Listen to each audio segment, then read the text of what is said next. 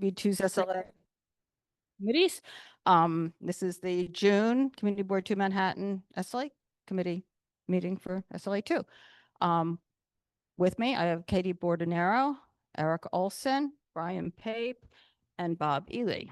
So this is how this works. If you haven't been here before, I know the column. I'll call the applicant up. There is a microphone over there. Everybody, please try to remember to use the microphones.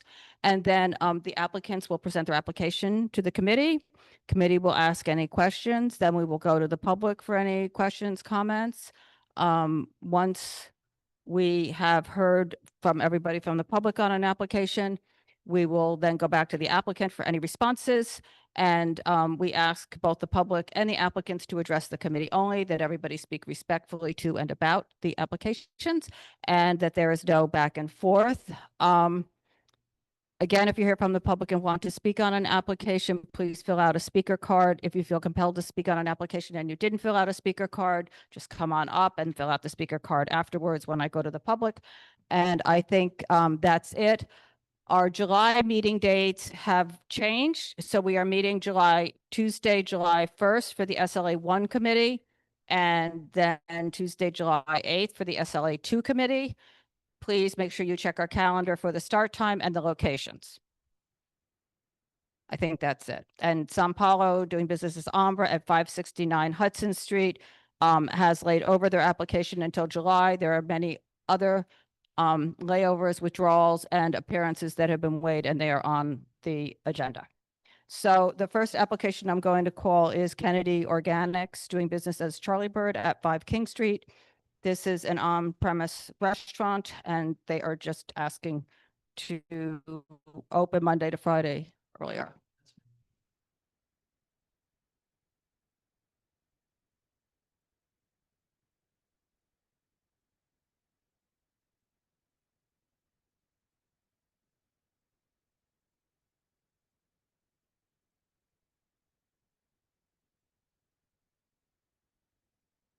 Cormac Flynn has now joined the committee as well.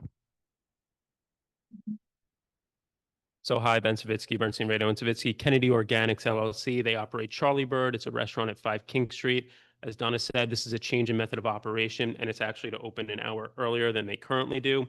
If you take a look at the packet that we prepared, there's a nifty little hour guide. Currently, they open at 10 a.m. Saturday and Sunday, 1 p.m. Monday through Thursday, and noon on Friday. We're keeping the 10 a.m. opening on Saturday and Sunday. We're pushing it back to 11:30 a.m. on Monday and Friday. So we're opening an hour and a half to an hour earlier than we normally do. That's all this is. Everything else is the same, background music. Everything else is remaining exactly the same. Okay. And this is Ryan Hardy. Hi, nice to meet you. Does anybody have any questions? I do have a couple of questions. Is it on? The mic? It sounds a little low, but go ahead. Green, so it must be on. In the application, it says occasional private parties. What does occasional mean to you? Often do private parties. We have a private table, like it seats 14 people, and we do events, I don't know, 2 days a week, 3 days a week. But that's not a full buyout. No. It's not, that's not Oh, what we okay. mean, but when we say private parties, we mean a full buyout. I wish we did them all the time, but we don't. We do them almost never. So I'd say once a year. But he's not going to stipulate for that. No, I'm not changing. I mean, he has the stipulations in place, so it's really just changing the hours. Yeah, but I just wanted to be clear because I didn't know what that meant. Thank you. Anybody else? Is there anybody from the public here on this application? Okay, that's it. Thank you. Thank you. Do the stipulations up for this? So I just want to hand them to you so that if you have any issue, because it was so long ago. So just instead of going back and forth with email, if you just want to look them over, let me know if there's any problem or anything. We can just. Thank you, members.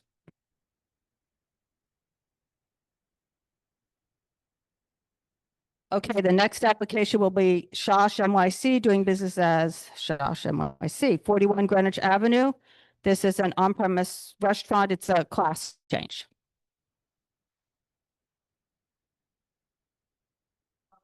Anything changed since you submitted it? Okay.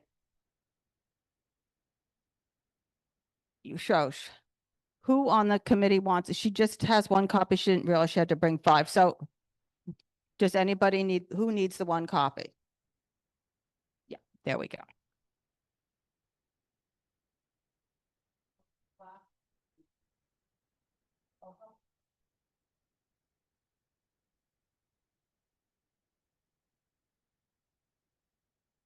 Okay, go ahead. So Shosh is a new establishment. It's almost a And year. I think what you have Oh. to do is, yeah, Shosh, it's a new establishment. It's a plant-based restaurant. It's. Okay, thank you. So it's a plant-based restaurant. It's on 41 Greenwich Avenue. We opened last September, so we almost a year in operation. And we started with beer and wine, and now we're ready to upgrade to a full liquor license. The establishment is small. It's only by reservation. And our hours of operation, it's from 5 to 11 every day. okay, I think what you have is you can be open till 12 on Friday and Saturday. Yes, but But right you now. Okay, okay. And do you have any outside seating? No, Are you doing the outside? I know before when you came, you stipulated you wouldn't have any roadbed seating. no, we don't have anything outdoor. So you're not doing any sidewalk No. either. So this is strictly just to add alcohol to the Yes. beer and wine. The music is background only and private parties 10 to 20 a year. Their current stipulations say no private parties, so we don't have to work private on that. parties. You don't do private parties? You No, don't do it's bio? very I mean, small. okay. So what do we, so we're, keep this. No, where, the stipulations say no, where does it say no private parties? I'm just, we don't.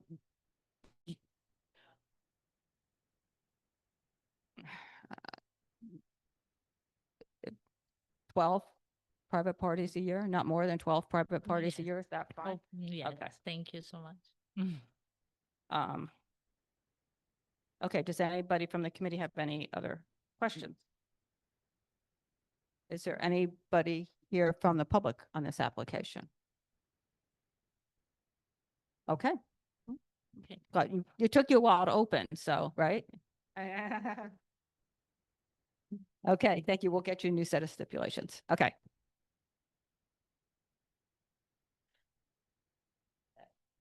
The next one is going to be Kosaka Inc. doing business as Kosaka at 220 West 13th.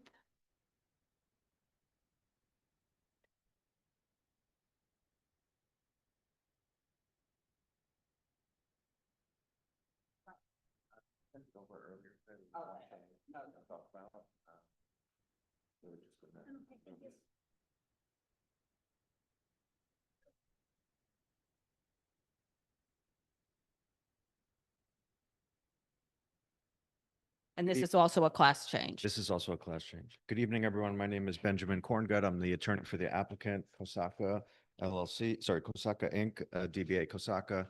This is an application for a class change from beer and wine to full liquor. They've been in operation at this location for 10 years with a beer and wine license. They have a Michelin star. This is an omakase only restaurant. Premises is small inside, about 18 seats. There's no outdoor seating. And the reason for the change is largely in the appetite of customers. Japanese whiskey has become very popular over the last 10 years, and a lot of customers have expressed a desire to taste those whiskey in a pairing with the omakase. And I have, I'm sorry, this is Ki, Ki Hung, who is the owner of the establishment and can answer any questions you have. Okay, what was the change in the application? We had the closing at 9, but it's actually last seating at 9. So You the closed at closing is 11. Yeah. Yep, okay. I don't have any questions. Does anybody on the committee have any questions? Okay, Thank you. I think we're good. Thank you.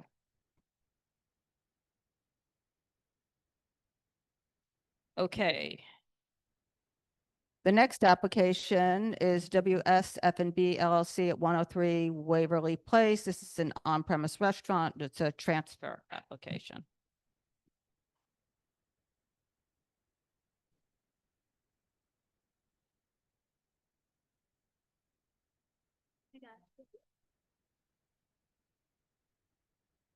Any different?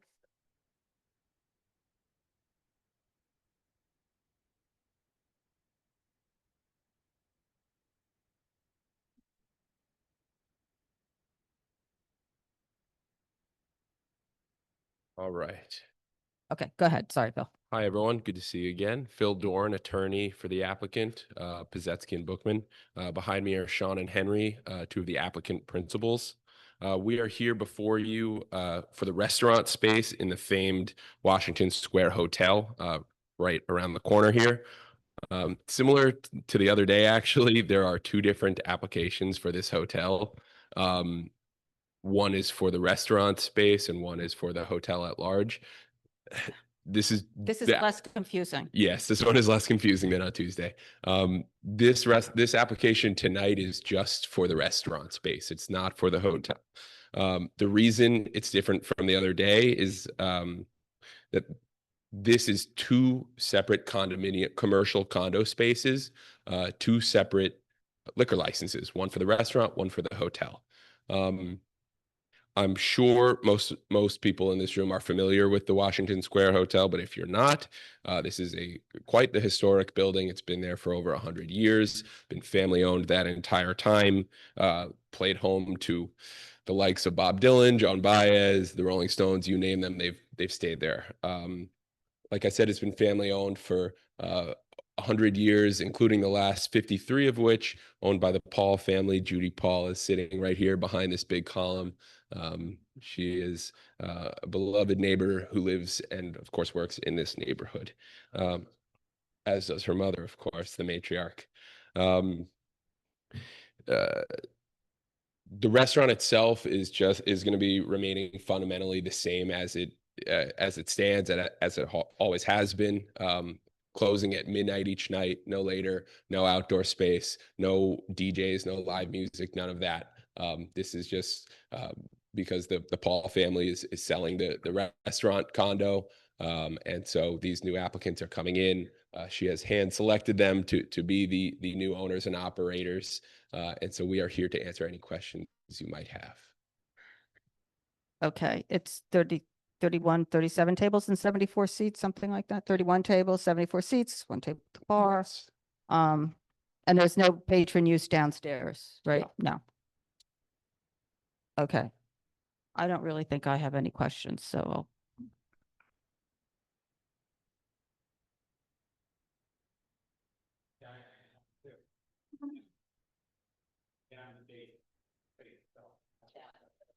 Correct. Yes.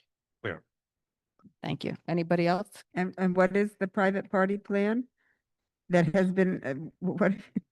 There's no major private party. The restaurant for decades has been servicing both the hotel and the neighborhood, and the intent is to keep it fundamentally the same. I've been to a private party in that space, so it does happen. The whole You'd have to space. talk to Judy about that, who's here. I've not been I operating. think it was, I don't know if it was the whole space, but Judy may remember. It was Albert Bennett's 80th birthday, maybe. Buyouts. Price. Yeah. 20. Yeah. So. If you want us to agree to a number, would you, is 24 okay? Yeah. That's great. Thank you. And Go also, ahead. you say no outdoor seating, which is always unusual to Right. see, and I'm glad for it. But there has been outdoor seating. Pandemic seating, there was, yes. But So no But plans to no- reintroduce. Okay, correct. Thank you.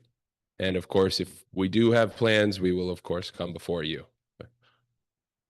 Carter? Just, see, there's a separate hotel bar. Yes, that's. Yeah, just not just servicing the hotel, but there's a separate space. Lobby just- bar, Yeah, yes, lobby bar. correct. So, Okay. which is Which- totally different. Hotel license. That's right. Right. But just so everybody, Not if part you've of been it. in there, it's not part of this. And then there's no outdoor space. for Correct. This. And, okay. And, All right. Yeah. Thank you all. Neighborhood place. Thank you. Keep the neighborhood feel, I hope. Thank you. Okay. Was there anybody here from the public on this application? I didn't say that. Was there anybody who wanted to speak on this application? No. Okay, done. Okay, the next application is going to be AV 7th Avenue LLC doing business as All'Antico Vinaio, 89 7th Avenue South. This is a tavern wine license.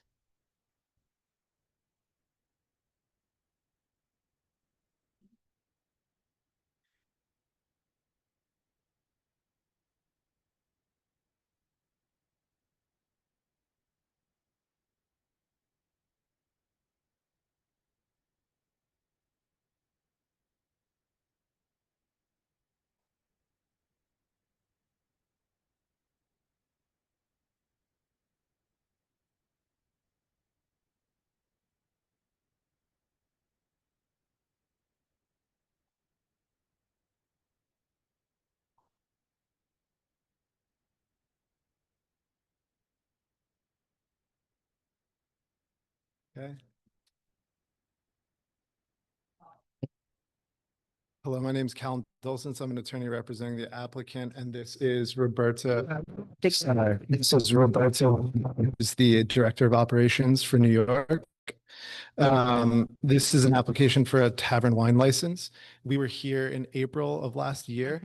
There was most notably the issue with the bathroom and the access to the bathroom. That was problematic. We corresponded with the SLA, and that correspondence is included in the packet here. And we were told that the application could be moved forward if a bathroom was constructed on the premise. So plans to construct the bathroom were designed, and we notified the committee of those plans, and they're included here. We apologize for the fact that the location of the bathroom and those plans were changed.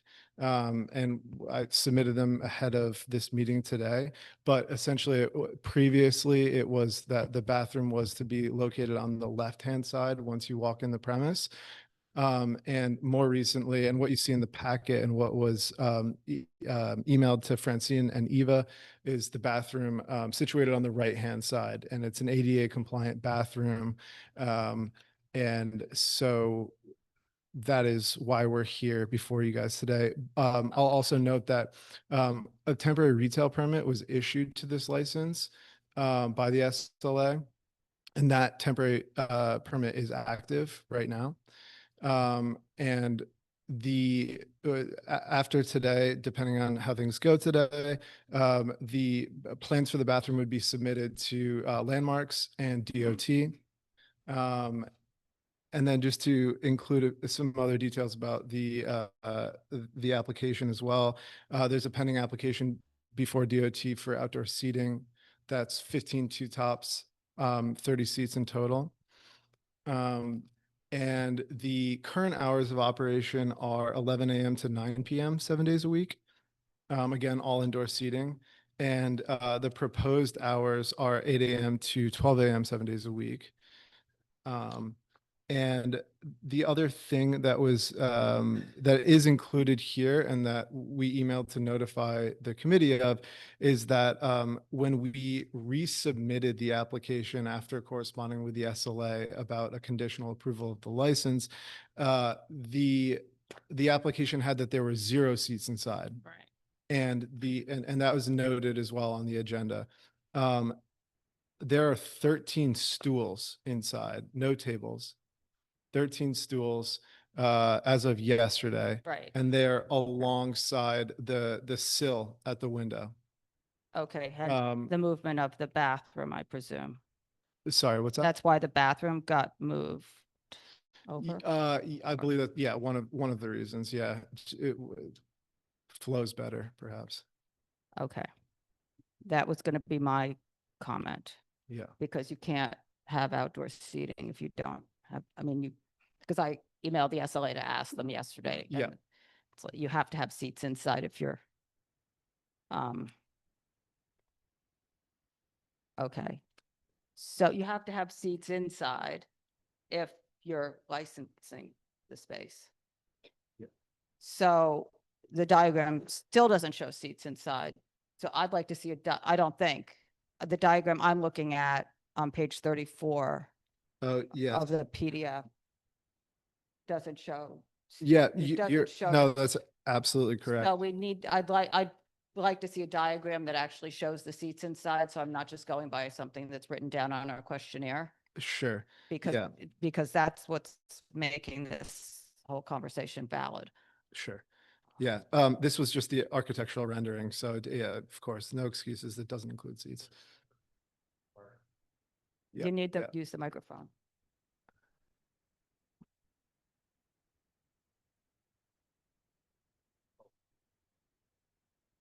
There has to be seating, but I'd like to see seating. Okay. Does, Is the outdoor, or when is the bathroom going to be completed? I think the estimate for the construction of the bathroom, once it's approved by DOT and DOB and landmarks, is roughly a month and a half. That's the plan, from what I've been told. And what's the plan for a bathroom until that's completed? Until that's completed, there will, of course, be no bathroom. I think the bathroom is still available, as was previously proposed, but there's, of course, no bathroom in the. So you can't serve any alcohol until that's completed because you're required to have a bathroom. Yeah, you're required to have a bathroom for if there is to be outdoor seating no, No, you're you're required to have a required- bathroom. and indoor Any seating.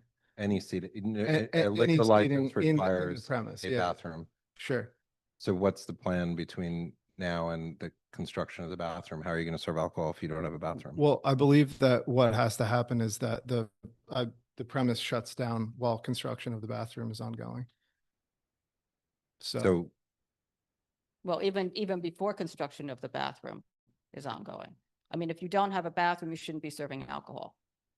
Okay, And, yeah, and from the correspondence that was in here, the SLA seemed to take our concerns seriously about the bathroom being around the block and in a separate residential entryway and down to the residential cellar and everything else. right. So technically you don't have a bathroom. So technically, even with your temporary license, you shouldn't be serving any alcohol. Yes, fair. So The- you're the- still making sandwiches. You can still do your sandwiches, but Yeah. there shouldn't be any alcohol being served. Right.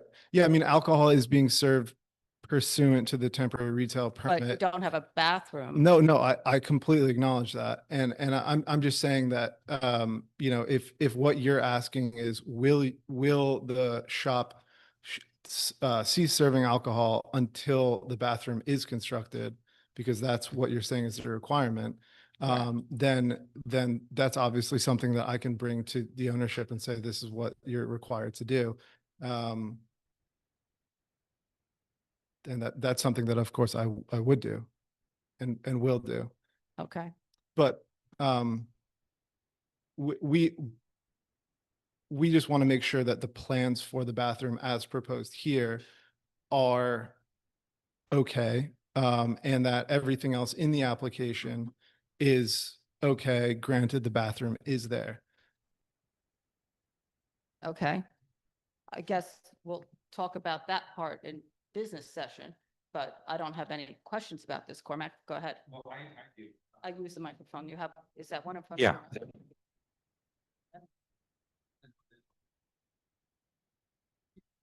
So, yeah, I just reading our resolution from last year.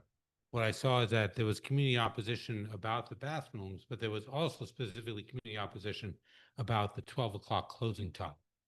And I'm wondering if there's any give on that. Is it possible for you to close at 11 or 11 Mondays to, Thursday, Sundays, something like that? This is specific to the outdoor seating, correct? Or is this just in general? It Across the didn't, board. it said across in the resolution, I read it to be across the board. The outdoor seating, I'll take up separately, but yeah, but. I think that my understanding is that ownership is hesitant to agree to earlier than 12 a.m. closing. And that is mostly due to the fact that the nearby bars and restaurants that have outdoor seating have hours that extend to meet I think Bar Pizzolo in particular, Pizzolino, their outdoor seating, I believe, is open until midnight. And so I think, why don't we just talk about the inside seating? Because I Yeah, think that I'm is just, 12. I was talking about the overall hours for the establishment. Yeah, I guess I would just ask why that's necessary. Because it's a sandwich shop, it's serving wine and beer. It's not serving hard liquor. Most people who are going in there are going in for a sandwich, not to drink. The service of alcohol is more or less incidental. So then the question is just, why is it necessary that an establishment like this would need to close earlier than an establishment that is serving shots of So- liquor across the street? Let me stop for a minute. No disrespect. Fascinating philosophical question. What I'm saying is, right, and I don't know why the owners are not here to answer, and so we could speed this process up, is that according to our records, in the last session when the community was here, the community objected to and had issues with that 12 o'clock. I'm sure you could look at, if you want the transcript of their speaking why they did or something like that. My question was, is there any give on those hours at all? Yeah, well, what I'll say is that I can absolutely have a conversation with them and say, what are you willing to agree to? What's a concession that would be appropriate in your opinion? So what I can say is that I can have the conversation, and I just can't guarantee that there is, we want to be good neighbors. Of course, there's going to, we'd rather have a tavern wine license than not. And so with that, I would say that of course they'd be willing to work with you guys. I appreciate that. My question is, and Madam Chair, is like when the applicant says, we just want to know if it's okay with the bathroom. I mean, it sounded to me like there are a lot of things have to go back. Okay.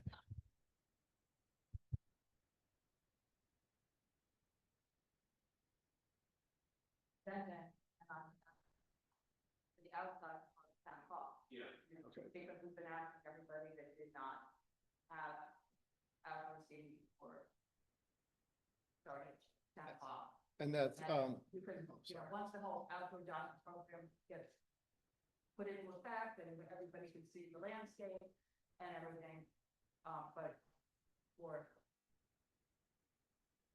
start. Understood. So 10 p.m. closing outdoor seating. And then for indoor, are you? Okay. Okay. Okay.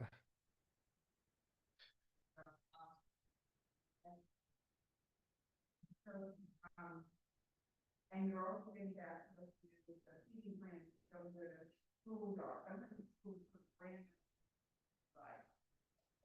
You're going to get us some sort of an idea. Absolutely. Yes.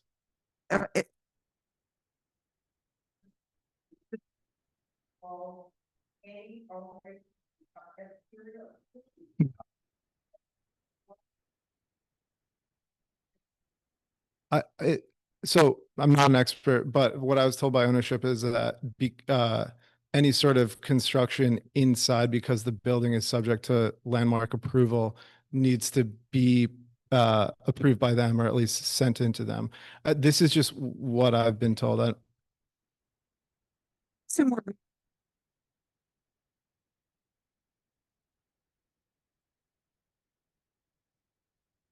Thank you. I didn't have my microphone. Okay, Nancy Paisley.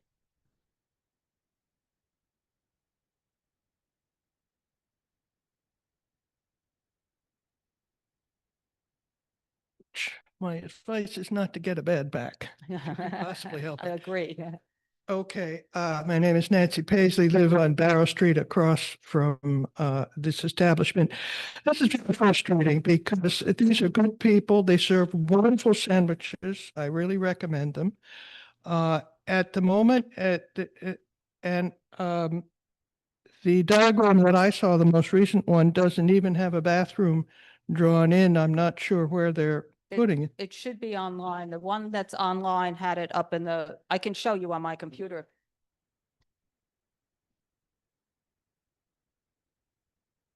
Oh, okay. Well, at the moment, oh, thank you.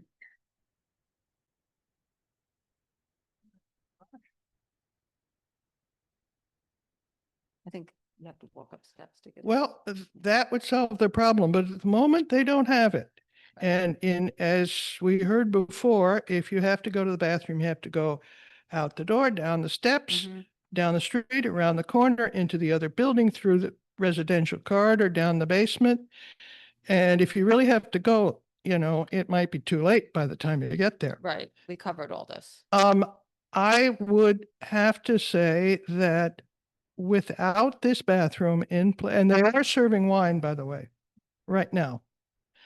They have a temporary license because you get one once you apply.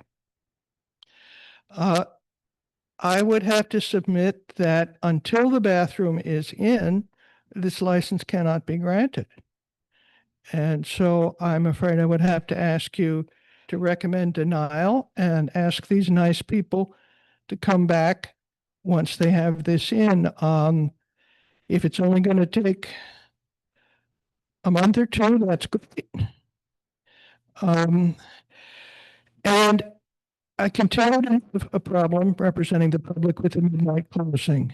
I think 10 o'clock is plenty, particularly. I just want to ask that question because it is fronting 7th Avenue. It is fronting on 7th Avenue, but Salino across the street closes at 10 most nights. I think they might be open to the outside. Yeah, The outside. Okay. the outside. Yeah, They're closed That's by what we 10. asked them to do as well, to close And the outside at 10. I would ask the same here. No, that's what I just asked them. That's what I'm saying. I asked them to close the outside at 10 and they agreed to close the outside at 10. They have not agreed to close the inside at 10 and we have, as a committee, have not had our discussion on how we're handling that. I had not understood, thank you, Donna, that You're they had welcome. agreed. As far as I'm concerned, it's the outside that's the problem. Okay, so 10 o'clock for the outside is That would, what you're that- asking for. yes, Okay, thank you. go ahead, Cormac. And just to clarify, you're okay with the 12 o'clock closing inside, as long as the outside closes at 10? I guess, Okay, thank you. I guess we've seen worse. The sandwich shop. Yeah, and just if the stipulation, if the applicant agreed not to serve any alcohol until the bathroom is constructed, is that a I problem? would be okay with that. Okay, because the application's already approved, so this is just an alteration of the conditional or some aspect of that. There's no reason for us to deny it if they agree to that, because Okay, but they are serving right now today, so I that would be that they would stop until the bathroom's constructed. I would hope So- that the owner who is not here would agree to that. Yeah, it's seemingly a gray area, right? So the liquor authority said, no, you don't have a bathroom, but we'll give you the conditional license. So it's sort of a gray area. But if the bathroom that they have doesn't apply, and because it's conditional and it's sort of under a different program, one would think that somebody might be able to call in a complaint, and because they've already said that that bathroom doesn't count, but they might get a violation. It might get waived at the end too, because they got a conditional. So anyway, this is more, can we just work through this and get it to the end result faster without, I mean, but because you had advocated to us to deny the license. So that's why I'm bringing that up, to see if that's. Okay, I leave it up to the committee. Thank you. Okay, thank you. Is there anybody else here on this application? Come on up and then fill out your. Yeah, fill it out. That's fine. No, you felt compelled. That's okay. So, and just fill out the Another card reason. afterwards. Yes, my name is Susan Ginsburg. I'm a neighbor of Nancy Paisley. And I just want to, I mean, I'm all for the sandwich shop because I think it is fabulous. And if you go to Rome, it's even better and half the price, et cetera, et cetera. So, but, huh? Well, I sure near the Pantheon, it's got to be very expensive. Anyway, Bar Pistolino closes at midnight for, because she said that they close at 10. They usually close around 11 because they don't have any more business, but they have such a big, huge thing that they're allowed to be open theoretically that I know of till midnight. So in terms of allowing for them, they brought it up. So I'm just stating the fact. Okay, got it. Bar Pistolino never closes at 10. Okay. Okay, thank you. Okay, anybody else from the committee have anything? Come back. Okay, thank you. Yeah, no, just one thing to Carter's point, just procedurally, just so we're on the same page, because as it stands right now, the authority has said that license is essentially being held to be conditionally approved pending the conclusion of your deliberations. I just wanted to make sure that we just want to avoid having to submit a new application again. Right. That's pretty I much got what it. we want. No, we understand that because that puts you back. Yeah, where and we want to work with you guys and we'll go back to ownership and convey everything that you've asked for. Okay, and we'll get back to you after we've had our business session about the hours. I think I'm hearing somewhat of a consensus about getting the bathroom situation solved, and until then, not having the alcohol service, so that you can certainly bring back to them and see if that's okay. Thank you. Okay, thanks for taking the steps to put in a proper bathroom. Okay. The next application is going to be 213 6th Avenue Riviera LLC, doing business as Dean's at 213 6th Avenue.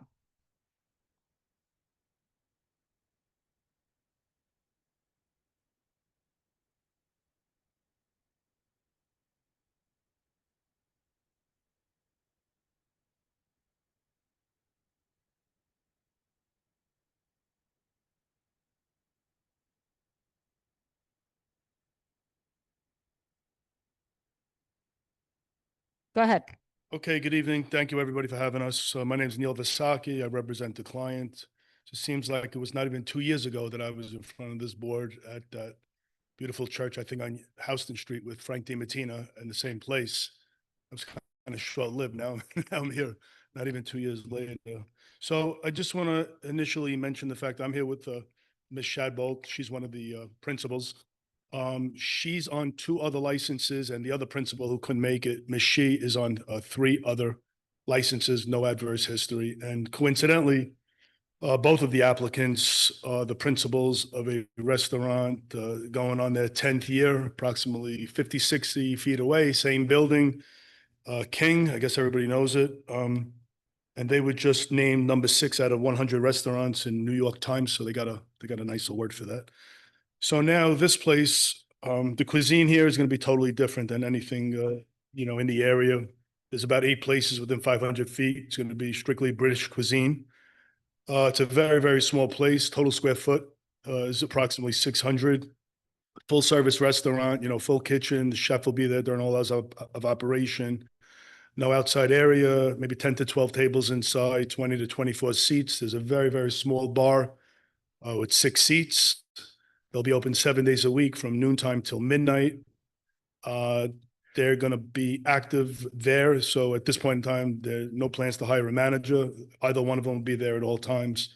There's just a quick list that I think we checked on your application. No TVs, no security, no open windows, simply background music, no promoted events, no outside promoters naturally, no performances, no dancing, no cover fee, no private parties. So it's kind of a straightforward, and like I said, the 2 of the applicants have excellent experience. They're right next door, and they're looking for just 12 till midnight. And if there's anything else you'd like to ask me or my client, be my guest. Okay. But it's kind of a. I'll start. I think there are operable windows in that whole front of that premises, Okay. right? Yeah. So will you close those at 10 o'clock? Yes. Yeah. Okay. Sure. And because it said there weren't any, Yeah, and I- he Well, we installed, would have them. as soon as he went in there, he installed the operable windows that he wasn't supposed to install. Okay. Well, I'm sorry about that. And then my next question is, and I have not been in the premises since the previous person, since it was taken over as a restaurant, but there's the small building that's right next door to it. Is that part of this? Yeah. So so what used to be like this was the liquor store, and then there was the smoke shop or something next to the south. Right next to the garden, yes, right next to the garden is a separate door. The one, right, Yeah. but then this was another, so when we heard this originally, it didn't include that other door. It only included what was the liquor store, I believe, Yes. right? And so now it's both The places. lease is, yes, it's under one, both both premises. And could you just step up and use the Sorry. microphone just because? Yeah, so it's under one lease, those Okay. two areas. And actually that part, the smaller area, is going to be the kitchen, so it won't be serving anything. It's Okay. So then help me with the diagram. Because if this is the entry, there should be another entry here. yeah, so Or is everything just flopped no, upside down no, or no. what? this is the current main dining room that he had. Right? And then the additional, the sort of wine hut here was a private dining room. That he used. Exactly, that it was had, I mean, that was never licensed for that. The operable windows weren't supposed to be put in and everything else. So, so I'm happy to have this in front of me. Right, exactly, Okay, yeah. exactly. Then And then this is where the other. So, and that's your kitchen. There's no, you're not going to be using that door. No, there's no public access to then that. I'd like to have an updated diagram that kind of shows the whole space. that does have an access to the kitchen for like. Yeah, there's a door that goes, it's an operable door, but it won't be used for the public. Okay, okay. Yeah, I need an accurate diagram that just shows that. And with the square, if you could. Right, Okay, yeah. we'll get an updated diagram. And so in terms of the outdoor seating, I know you're not applying for any now. Do you intend to apply for any? Do you know? I mean, I think it will, right now, we don't have any plans to do it, but we just see how it goes. Would you agree to close it at 10 o'clock? Yeah, I think that we'd be You could- open to, you know, we want to be good neighbors. So I think that's not something that we're focusing on right now. We just want to. Right, and I'm asking that question because I could put that in here, and then when you come back for that, we could possibly waive you appearing before us if you want to Okay. do, so at least if I can put something in, It's outdoor till 10. outdoor until 10. Yeah. I mean, if you don't want to agree to that, when you get around to doing it, you can always turn around and say, I don't want to agree to it. You know what I'm saying? Okay. I mean, and we can always, Well, still- let's you'll put have it in to there. apply- you'll have to apply for an alteration. Okay, yeah. So we can deal with it, but I just thought if I get something in Thank there, you. it gives us the opportunity to possibly That makes waive it. sense. Yeah. Okay, okay. Cormac, go right ahead. Hello. The diagram shows a door to yard, right? To the yard. Right? See, in the diagram says to the fire escape. Okay, all right. So Yeah. you won't be using that for anything, the fire escape, right? Except for escaping during fires. Yeah. Yeah. Thank you. Okay. Carter? Just so the kitchen that's on the diagram in here is not correct, right? That's in the other space. Yeah, that's been. That's one. And then number two, is this going to be any connection whatsoever to King? No. So it's going to be totally separate books. Separate Nobody business, yeah. being sat over here or moving over there or walking or et cetera. Okay.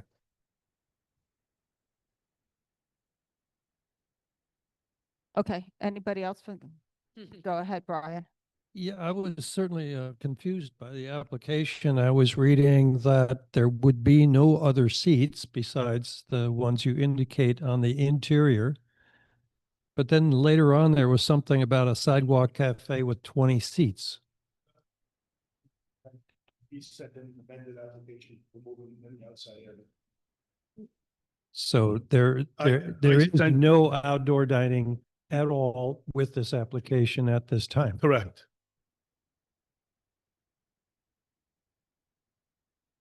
Okay, there's also, oh. So the language about fencing may be also amended along with deleting the outdoor seating. There was, Sorry. Yeah. was No, if there's no Fence- outdoor, there's no outdoor. I didn't look at I only looked at the amended application. I didn't look at the unamended application. But Has if there's been- no outside, there's no outside. Oh, Close it time. It does say fencing on the application. Okay, but there, there's no outside, right? Correct. So there's no outside. So Okay, so- it just doesn't matter because there's a mistake in the application. They're not doing any outside. So there's no outside. Okay, just to be And clear. the stipulation will say that there was no outside included with this application. And if they come back for an alter, if they in the future pursue outside that they have agreed to 10 o'clock, they will be filing an alteration application. If they don't want to agree to 10 o'clock 2 years from now, if that's when it is. And if we have other issues with them 2 years from now, they'll come in. So, but if everybody's cool, then maybe we can waive seeing them again. Okay. Is there anybody here from the public on this application? Come on up. And if you could just fill out a speaker card when you're done. I and hand it will. To me, I'd appreciate it. Yes. Okay, go ahead. My name is CG Reeves, and I'm very happy and excited that they'll be moving into that space. King's Restaurant, the aesthetic and also the food is just beautiful. And I've lived in 2 King Street for 27 years. So I've seen restaurants in that space come and go, especially the last one that was there. So the only thing was, my question was the 12 o'clock closing and the concern of that as well. But since we've discussed that so far, I think that'll be great. You're okay with I'm the okay 12 with that. o'clock? Yeah. Okay. Yeah. I'm happy. Okay, good, Okay, good. Thanks for coming. Okay, just do me one favor. Don't forget to fill out the speaker card so I have it. Go ahead, Bob. Yeah, so there's another application tonight, I believe, of Box Hill, which is the King, for outdoor seating, and they're agreeing to close at 10 p.m. Yeah, so I'm just saying, so 10 p.m. makes sense. That's all I'm saying in the future. Okay, that's all. So I don't come here too often. Do we get a stipulation email to us? Stipulation form. The office will send you Yeah. out a stipulation form. It may be tomorrow, but it likely will be on Get it Monday. notarized and get you And then registered? notarize it and send it back to us. Yes. Okay, so, Okay. okay, so we're excused, I guess. And you're Oh. you're excused. That- Yes. Good luck. Thank you, thank you. Okay.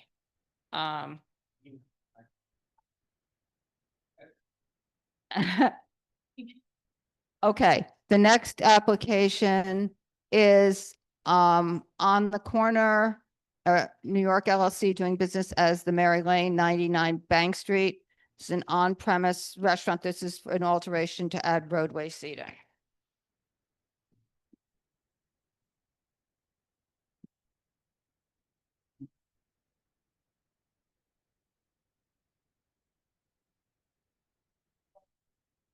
Is anybody here for on the corner? Mike, is anybody here for on the corner? Are you here for on the corner, Mary? Okay, Lane. Okay, so then I'll wait. I try to be good at people.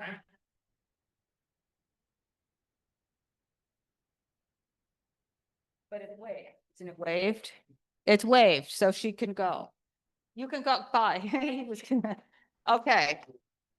The next one is Boucherie, 9799 7th Avenue South, on-premise restaurant. Sidewalk.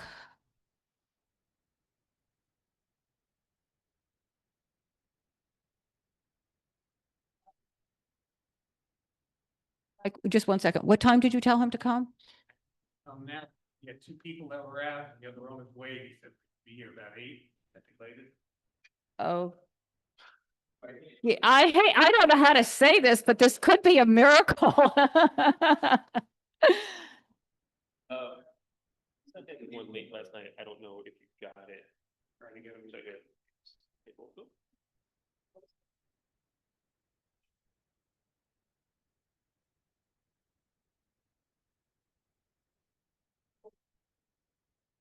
Thank you.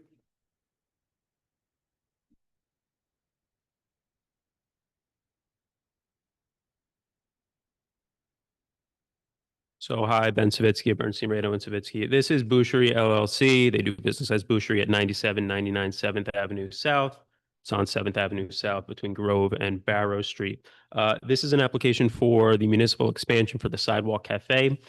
We included in the packet the diagrams, which I see some of you are looking at. It is 34 tables with 68 seats.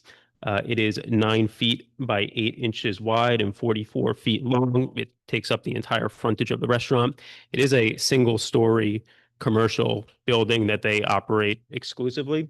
The hours of operation that we're asking for are 11 p.m. during the week. That's Monday through Thursday and Sunday. And Friday and Saturday, we're looking for midnight. On Saturday and Sunday, we will open at 10 a.m. This restaurant's been operating since 2016. We have community board stipulations with community board 2 for these hours and for a sidewalk cafe that was very similar under the old DCA rules. I know because CB2 sent me a whole bunch of emails involving DOT that there were issues with this place last year in 2024. I think based on what I read in the emails, most of it had to do with planters that had plants that were overhanging onto the sidewalk. I think it's easily correctable. They're still using potted plants, but they're small plants. They're not going to be hanging over into the sidewalk. We do have all the required clearances. Actually, DOT came out the other day and did inspect it and did say that it looked okay. I know that doesn't go far with you guys, but they did say that it did look okay. This is Jasmine Polomic. He is from the restaurant and he can answer any questions you have about the operations. And he didn't sign in yet, but he will sign in. Okay. So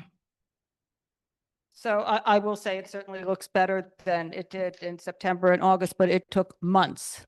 I mean, you saw the email. So I think there are other people on this committee that have been on this committee longer than I have that go back to when this originated. But that was, I must say, egregious, that behavior from elected officials to DOT coming and everything else. So I did walk by here and measure everything, and including the curb, you had the 10-foot clearance. You're not supposed to include the curb. The curb is 7 inches. So blah, blah, blah. I'm just saying, and according to the STIPs, and thank you for putting them in your packet because that was helpful to me. The sandwich board isn't supposed to be out there. Called them out on that. And so I think what the committee is going to, I'll let the committee speak. What I'm going to say is he's been in operation for a really long time. The STIPs have been here since 2016, and this is a continual pattern of not being able to follow anything. That it took, over 2 months. I'm just, it's crazy. In that condition on 7th Avenue in the pouring rain to have people have to walk in the street was just egregiously bad. And then when I walked by the other day, the seating kind of conforms, but it certainly doesn't look anywhere as nice as the neat diagram. So the seats are nothing like that. When people are sitting in them, they're all pushed back to back. So I don't know really how anybody, and they're busy, like they're always, they're busy outside. So I didn't go in, it wasn't empty. But I don't know if the service is happening inside or outside. So I'm just going to say that I want to make sure that that service is happening inside and that all the patrons are accessing all those tables from the inside and not from the sidewalk, because it looked like those tables that were close to the planters could not be accessed from the inside. Once everybody was sitting in them and moving their chairs around and doing what they were doing, it looked like people were accessing. I mean, if you look at, well, let me ask you this. The pictures that we included in there, and I see that you have the gray ones, but if you look in the one we sent you. No, okay, so this is because my printer. So this is your pictures. No, this is my picture. So when you look at this, all the backs end up right next to each other. So if somebody wanted to access this, I mean, it's not easy to see because I didn't take the best picture in the world, but all these backs are all right next to each other. So there's not, like in your diagram, it looks like there's space here. What Don is saying is that in order to access the tables, you're supposed to only be able to go through the entrance and then come around. In here somewhere. You cannot walk through here to get to them. So you just have to make sure that nobody can walk.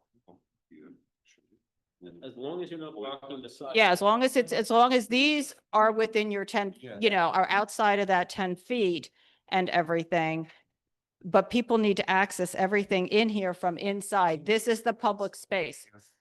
No, but you can you can stop the guests. Right, exactly. Because, that's like parents can't turn around and say they can't control their children. They're responsible for controlling them. Okay. But that is something that he could definitely do something about. Okay, that's for me. So I'll go to other members of the committee if anybody has something to say. Carter? Who's in charge of the day-to-day operations here? I'm CEO of the hospital. Okay. First time and hi to everyone. Finally to meet you. I'm You're CEO of the whole, the group. all the, okay. hospitality, the entire. I would called you guys scofflaws at the last meeting because your operation are scofflaws. You break all the rules. And each of your businesses, I don't know why we would even entertain approving this without this going before the members of the authority, because you guys can't follow the rules. You're in charge. You know what goes on here every day. You set up your businesses next door to people. No, but it's true. And Mr. Stefkoff, here to listen. and Mr. Bernstein was here before, and Mr. Bernstein said that Emil Stefkoff also was aware of all decisions. So that means it's not a mistake. It means it was on purpose. And you repeatedly break the rules. You've been issued violations by DOT despite multiple warnings. Ignored it. They confiscated all of your planters. It's insane. There's no other business in our community that's happened to. And Mr. Stefkoff had a history of ignoring the rules in the past, going all the way back to 14 Christopher Street. You continue it. That's you. It's you. You're here. We asked for somebody to be here who's in charge. So why do you guys keep breaking the rules if you know them? Okay, so I disagree about these statements, but it's Which did you not receive the violations from DOT? Did they confiscate your planners? First time, I'm not aware that. So they were. are you going to read the letter? Okay, so don't do that. Do you not set up chairs in front of the flower shop at Oleo next door? Yes, with permission of the. No, but that's not allowed. Mr. Kim, I believe. Okay, I'm here to listen and to cooperate, and because first of all, we are a West Village company. Now we are nationwide, everywhere. We are in Miami, DC, Chicago, everywhere. But we started as a West Village company. I started as a GM, then I became a director of operations, then I became a CEO. And I became a CEO during the COVID, the worst time for any business. Right, but COVID's done. Yes. Why I want to mention that? Because during COVID times, the rules were different. But I'm just going to say the same thing that we keep saying to all of our residents who come here and talk about everything that was wrong during COVID. We've all turned a new leaf. So that goes not only for the residents to try to, turn a new leaf and hope that operators will do better, but it goes for the operators. The COVID has been over now for according to the SLA since 2022. So we're going on 3 years COVID has been over. Even so, and the new program rules have been out there for everybody to read for a very long time, and they've been made very aware of everything. And there is never a time, even during COVID, that you were supposed to go next to your adjacent place. No, we But it's started. No, that was Oleo. We're talking. Oh, do you want me to show you the pictures from last Saturday? Sure. Not for Boucherie, for Oleo is what he was talking about. Talking about Boucherie, they confiscate you willfully violated just being a decent person, which is keeping a clear path. Sorry, I mentioned COVID because we started talking about past. But let me just mention the letter from DOT. They issued several notices to correct, no fine, then issued summonses that carried fines, and eventually sent an encroachment notice to the property owner. Following the encroachment notice, we confiscated 35 planters from the business. All of the violations were obstructing the sidewalk. That was last September. Okay, since So that's- then, no violation, everything was. Well, I don't know about that. I haven't bothered to check 311, but I'm sure that other people on this committee who spend their time walking there can talk to that. But why would somebody have to even, I mean, how many restaurants do you think we can get this email from DOT about? I mean, it takes a lot to get DOT to enforce anything. I should say, but I mean, they're not. In September, they were not. They're actually have been doing a very good job now. But in September, they were not doing a very good job. So to have them do all of this at a restaurant is pretty astounding. It's pretty astounding. I think the efforts of the community board have put them on DOT's radar, and DOT has already been out there very recently. So I can't say take solace in that, but that is happening.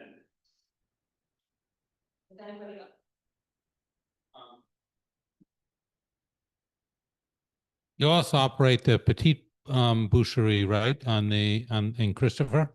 Yes. front of Gay. So quite often you take over like the entire sidewalk on the Gay Street side, chairs and things, leaving no walking space on the sidewalk.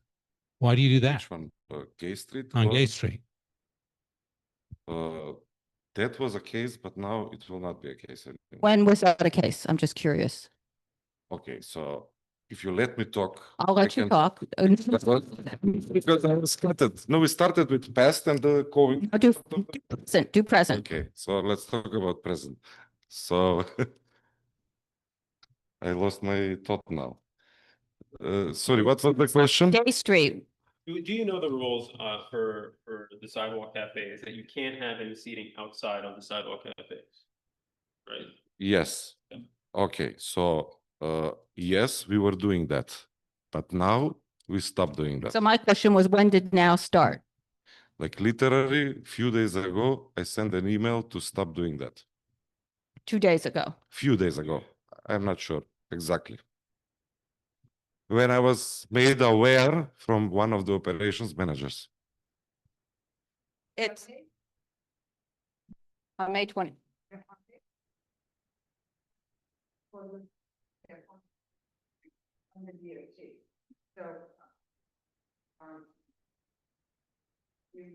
It's okay, Mark. I mean, she's using the microphone.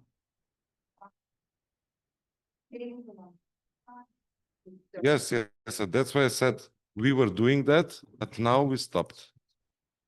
Say it again. That's why I said, yes, we were doing that, but now we stopped. This is from the 24th of May. And that's how it looks basically every single day when you walk by there. In fact, I don't walk by there all the time, but based on the fact that Cormac is saying the same thing, I think every day you walk by there, it looks like that. There's Yeah. not, the only walkable space is their service aisle. Yeah, That's what's the number, boucherie. what's the number of the other, the boucherie? What's the number of the Le Boucherie, Gay and Christopher? What's the street number? So now we are talking about Petite Boucherie, Boucherie, I mean, this, You're the I'm just going CEO. to say to you, what this goes to is the fitness and character of you operating these premises where you're looking for expansive seating outside and have no ability these are 3 establishments in our community within walking distance of each other. And it seems that there is no ability to manage this as of a week ago. That my pictures were taken on the 24th over the holiday weekend, of the 3 places.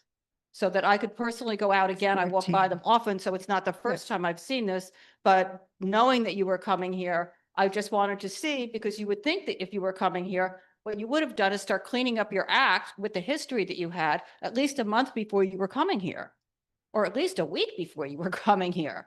But this Okay, is. so every location is different. Boucherie, it's What's not different different? situation. Let me just tell you what's not different. Since you just said that, I'm going to tell you what's not different. What's not different is that none of them are complying to any to the rules. That is consistent. The one thing that is consistent about all of them, whether it's the tiny little one on the cutest little corner that people should be able to walk down and enjoy the beauty of our neighborhood on this little unique street, or 7th Avenue South or Greenwich Avenue. You're expanding all over the place as though it's your whole territory plus the neighbor's territory. And that is what is consistent. Any compliance with any of this outdoor seating is not consistent. How often do you speak to the managers of each of the places? Okay, so now we are more focused on these things.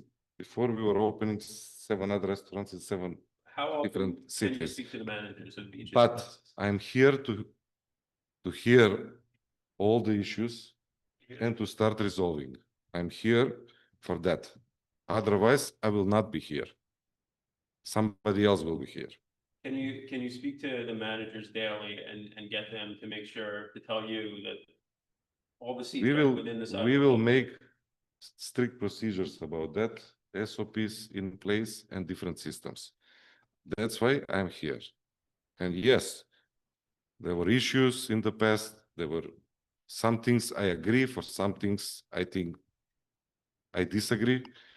Going next to the flower shop at Oleo, do you disagree with that? But I disagree, for example, that Boucherie on 7th Avenue doesn't respect, has a pattern and everything. It took if- 2 months to get the planters moved. People were walking in the street on 7th But we are Avenue. talking for a year ago, something that happened.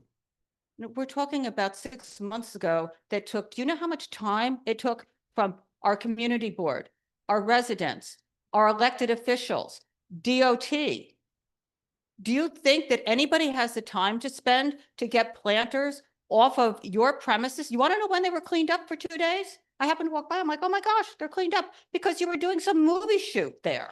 You cleaned them up for 1 day, it was all cleaned up. So there were lines of people for, I forget which liquor it was that was doing some shoot there and giveaway. Emily in Paris TV show. Lilette. It was for Lilette. Thank you. Yes, and Emily in Paris. And so it was cleaned up. And then the next week, even though there were all these complaints about the planters, what happened? The planters were back down. We're not talking 2.5 years ago in the middle of COVID. We're talking 6 months ago. It's our mistake. We thought that plants are beautiful thing and people will like. People have to- If the people don't like the If plants, we they remove getting the them. flooding to get, it's, Blocking the side. So if we can keep the plants. I understand. Cafe and you're hearing it. I understand. I That's what it is understand. today. And I believe that now Boucherie for a long time, it's in compliance with everything. okay. So that's Boucherie. Okay, let me just go because I do have. And you can go there anytime and see. I think people will be. Nancy Paisley, you were here and I don't know if anybody else from the public is here to.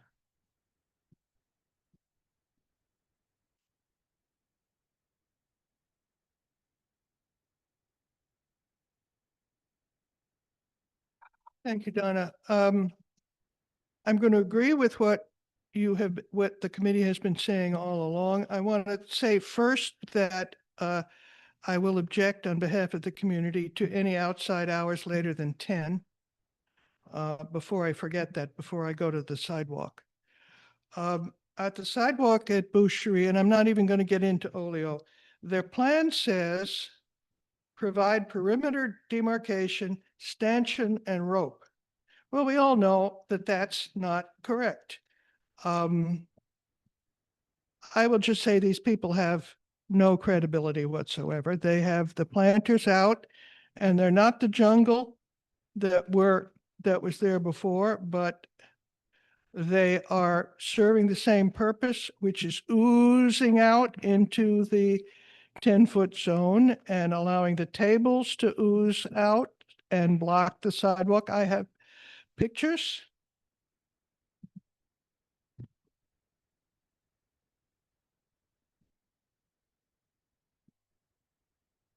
I'm sure your picture, Donna, shows the same thing. This one shows that I believe that the 10 feet goes to the second block on the sidewalk. They've got, this is just the other day, they've got the planters out into the space and a sandwich board. And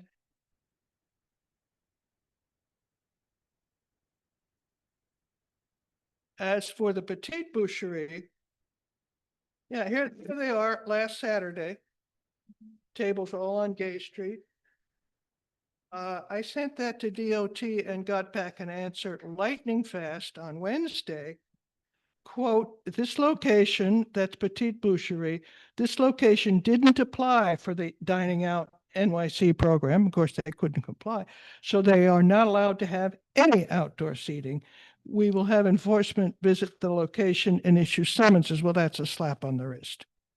And even if they get a fine, you know, that's a tiny fraction of what they get of the take from about a dozen tables completely blocking the sidewalk. These people just don't, the rules apply to them. And I don't want them in our neighborhood. I don't think they should be here at all. Now, this is a frustrating situation. I don't think you can go that far, but I would suggest that the committee put in as strong a resolution as you think you are allowed to do under the circumstances, and also the 10 o'clock closing, please. I will leave you a copy of the pictures and the DOT message, and I have a copy for the applicant. Okay, thank you. Carter? Before you, go, I also would suggest that, and I think it's going to be other people that speak, reach out directly to the New York State Liquor Authority, specifically David Stoller, because all these small violations make the eligible for SLA violations, which are generally not pursued because they're not presented to the SLA. But there is a rule, I don't remember which one it is. I think it's one of the Rule 48s that if you violate the local rules, you're also eligible for an SLA violation as well. And I think that you're probably right that they made tens and tens of thousands of dollars in extra money through breaking all the rules. And I think that you might want to add that to the record, because if there are complaints in process in adding that, if this is called up for a full board vote, that it will be a more robust conversation when it actually gets there.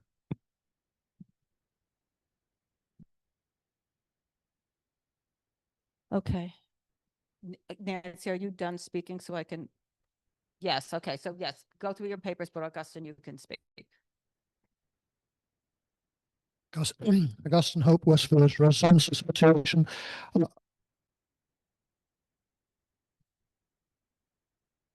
I think you've done an incredible job expressing the frustration that the community has against operators like this that are serious scofflaws. If I was on the panel, I would definitely be voting outright to deny. But if he has come into compliance, as he says, and if he'd like to have the opportunity to show it, why don't we invite him to come back in 3 months' time, having been fully in compliance for 3 months? And I would love to see it. I would love to have a successful business there that doesn't get in the way of our daily life. Thank you. Thank you. That comments on that, they're already under a clock, I believe, that they have to apply, so they can't do that. So either this has to be disposed of within the time frame, because I think it's 60 days, or this might be some extra gray area room in there, but they have to bring it into their license if the sidewalk cafe license has been issued. Okay. So there's not 3 months to wait. I understand. That's not an option. So denial and an invitation to come back in 3 months would be an option then. Thank you. The other problem. Okay. Is everybody, okay, Susan? Sort of. Oh, you. Speak on two that you waived. Oh, well, I mean, you can still, okay. Yeah, I can speak about them. Okay. I have destroying the place. I don't mean to.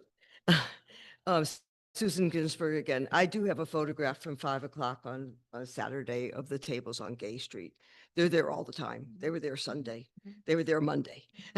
So, and this restaurant, the one on 7th Avenue South, has cost us a lot of problems. Who live there walking to the subway, where you do have to walk in the street or else on the grate or something like that. And the sandwich board is always in the way. And we would like to see the whole thing rectified. Now, I, by the way, I represent myself, but I'm part of the NAG group, that neighborhood action group, that we are working very hard on a lot of things. And a lot of us now are sending our attention to the restaurants by 7th Avenue South and over. Because as we hear, when we go to the outdoor restaurant dining, no one's in compliance. And we do spend a lot of time. It's not as bad as this gentleman's restaurants, but it can be. You know, they just take up the sidewalk. It's not the noise, and a lot of them are very good, and there's not a lot of drinking. But you know, they say to do one thing, and they do something totally different. And we don't know exactly how to address all of this, except the 311s all the time. But we are going to address it more and more. So, I mean, the idea of appealing to the liquor authority might. If they're in violation of their liquor license, you should also go on to the New York State Liquor Authority. They have a complaint. You can just Google New York Liquor Authority complaints, and you can make a complaint about operating past their hours, noise outside the premises, extension. It's more that everybody, it's demands, there's a perimeter that's demanded. Right. That the SLA, I mean, that's DOT and That other, okay. That- I'm just saying that But- once you give them the outdoor Yeah. license for, they're not going to do anything. They've got their liquor license. They're not going to comply. I mean, we get up, oh, we're working on it. Yeah, sure. How hard is it to put a rope in a stanchion? They're never going to comply. And it's like, it's so frustrating. And that's why I came tonight, was to say, hey, is there anything else we can do to make our neighborhood livable? I mean, Nancy can tell you how difficult it is. We all know it. Okay, thank you. Okay, thanks. Okay. I think we're done. Yeah, so I was not expecting to hear all of this, but it's good to hear and good to know in what kind of, I don't know, what kind of opinion you as a community and all the residents has about our company. But I am here, and in purpose, I wanted to come here today to see, because of all of these violations, everything and issues. Now I understand. And what I can say, I would like to change that opinion that you have created, and I can take all the fire. So just two things. I mean, one, Carter is correct, and Donna as well. You send in things to the SLA, and a local violation is a violation. So if they do get a DOT summons, it will be a violation on their liquor license, and they're going to have to address it with the State Liquor Authority. I think that is something that you do have over them, that if you guys keep on doing this, they will receive a violation from the SLA, which they will have to address. And I think that's important to note. Again, we're only talking about right now, we're talking about boucherie, and we're about to talk about oleo. We're not talking about petite boucherie, but I understand the concept here is that same operators, same owners. I think what Jasmine is saying is important. He's here, he's hearing this for the first time. He's never been to one of these meetings before. I think it's important that he hears this. I want to go back and, people have been on the board for a little bit. We've outlined all these violations at multiple establishments. This didn't just start. I'm sorry. It's laughable to hear that. Your firm, your partner is, well, why? We're upset at you. You should be here apologizing to the whole community for overstepping the boundaries in such an excessive manner.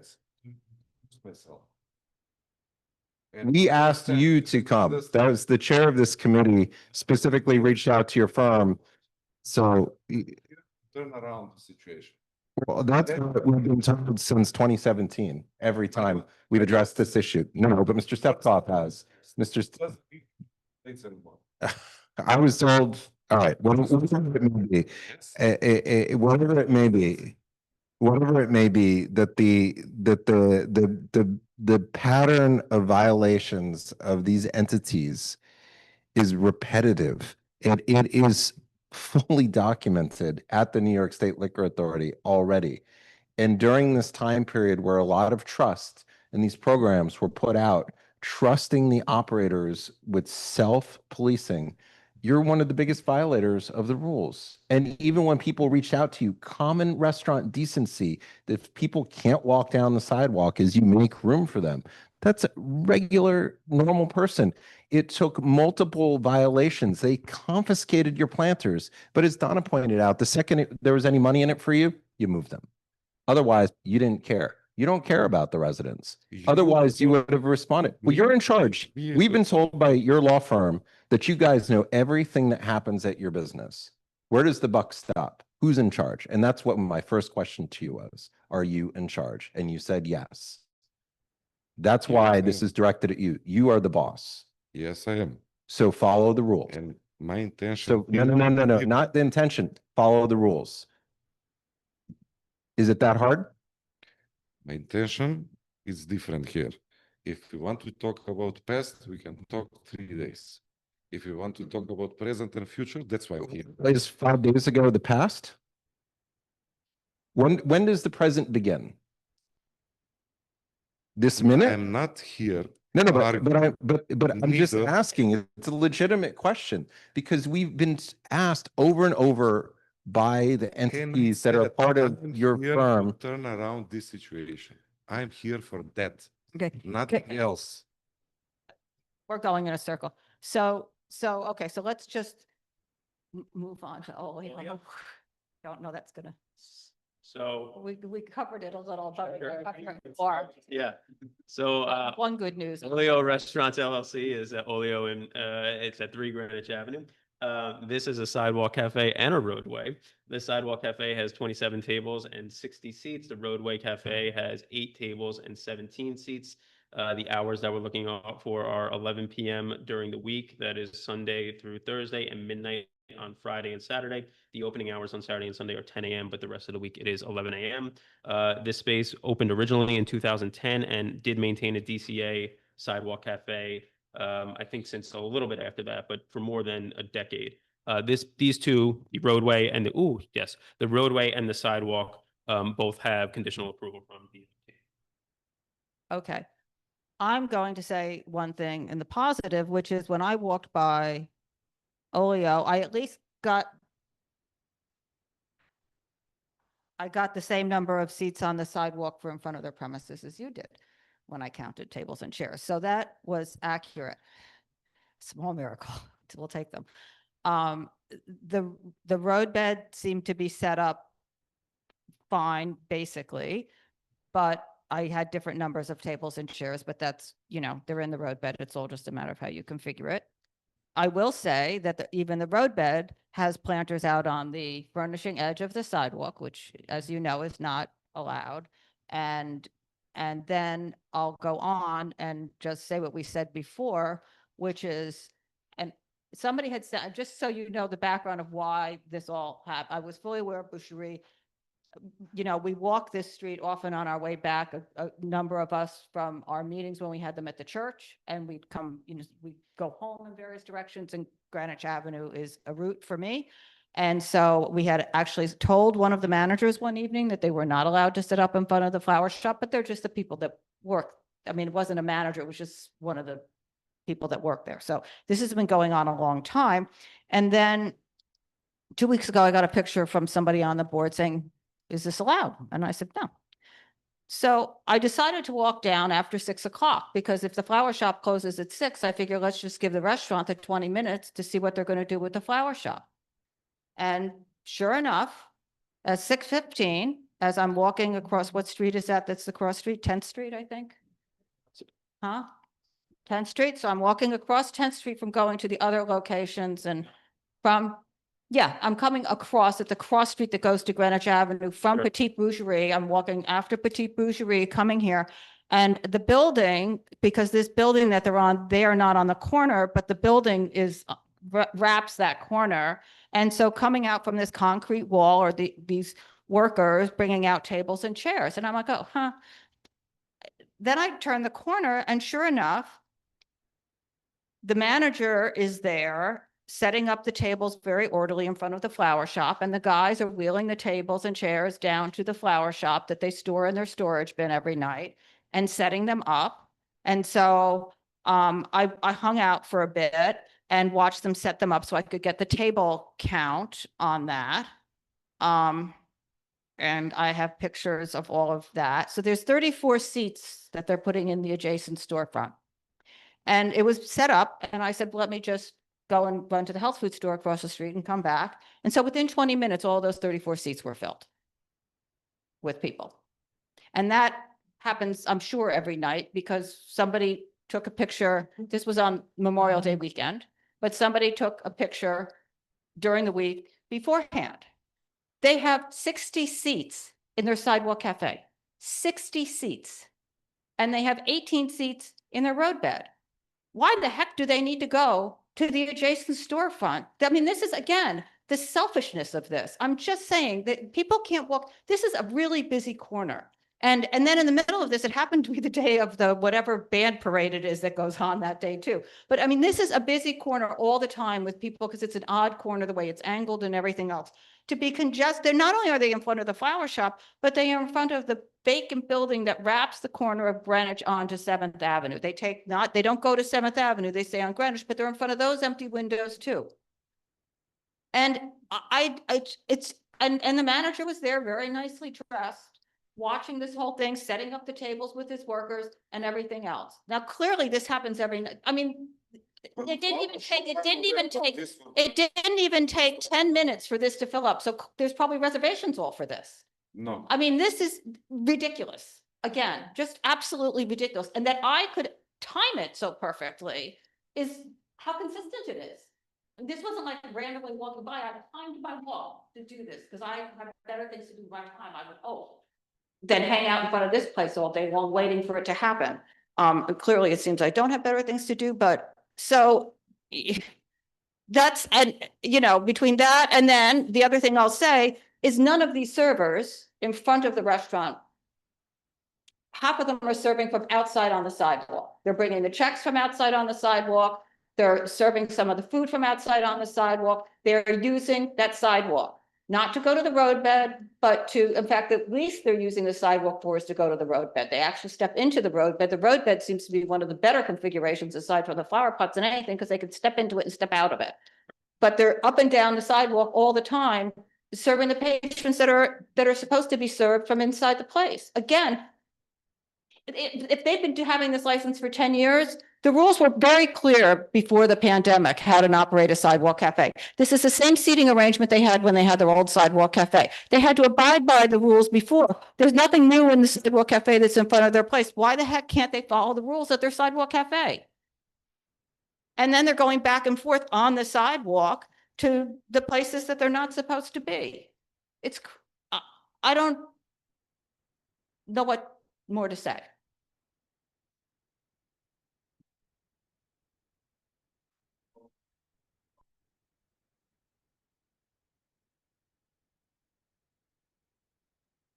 Your main board, or we call it.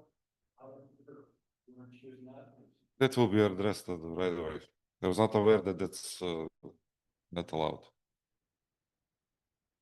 So, and I live around the corner from this and I walk by it virtually every day. And I can verify that it is a regular occurrence that at the close of the other retail spots, they expand. It is regular occurrence, and it's, you know, I don't want to go into the past history thing. As we said, we're going to let that all go. But I will say that it's been disappointing to me because, you know, the zoning on this block, the old zoning originally did not allow outdoor cafes. And it was specifically changed to facilitate oleo by the Village Alliance, on which I'm on the board of, right? And, you know, I feel like we made an entrustment for these people to be good neighbors, and they've been nightmarish. It's, you know, at times, again, I don't want to go back to COVID or whatever, but I mean, as recently as 6-7 months ago, it was like a slum, that area, with all of the outside decks, you know, and covers and things that they created. And it was a blight. And so I'm glad that that's all gone and that things are improving, but they're still not in compliance. They put those things out. And it is true that wait staff serve from that space. And there are planters along the curb. And between that and the people serving, and I have even seen once I saw a server, you know, like a hostess thing, a podium there. It's like, it is very hard to walk up and down that street, even though it's like one of the widest sidewalks around. So, so I just want to verify the things that you've been hearing, Madam Chair. Thanks. Anybody else have anything? Yeah, I'm just going to say, I mean, there's a history of violations and illegal operations here going back to 2012. I had forgot I even had the photographs because I used to live near here, and our district manager, Bob Gormley, had pursued this. Their violations from DCA, his overnight setup. I recall now, just refreshing my memory, that the Sidewalk Cafe was operated at 2 and 3 a.m. Yep, in the past. Yep, it was just operated long before you were there. I mean, there's a long history here of just improper behavior. We are getting better, and we will be better. So Does that start? But I believe that you are noticing that it's better. I mean, if if Dana walks by there tonight, when she leaves this meeting, are those tables and chairs going to be cleared? And is it all going to be in conformance? Thing will be better. No, but that's not, So. I mean, we can do that. That's fine. I mean, Not come side or that side. Well, you're gonna have But- to, I think what you're hearing here is that we're gonna have to speak to the employees and have some sort of We will have, standard operating we will procedure have to let them know. procedures about these things and we will start working, by the way. on those I mean, what we're procedures. hearing is the A-frame out on the sidewalk, the just wondering, I mean, like, you know, Cormac had mentioned whether there's the character and fitness to have a licensed sidewalk cafe here, because you can't follow the rules. And I think that that might be something that we discussed during our business session that we are bringing forward to the liquor authority, and we can discuss this with the members of the authority. I hear a menu on the sidewalk. I hear planters on the sidewalk. I hear servers coming from outside and serving from within.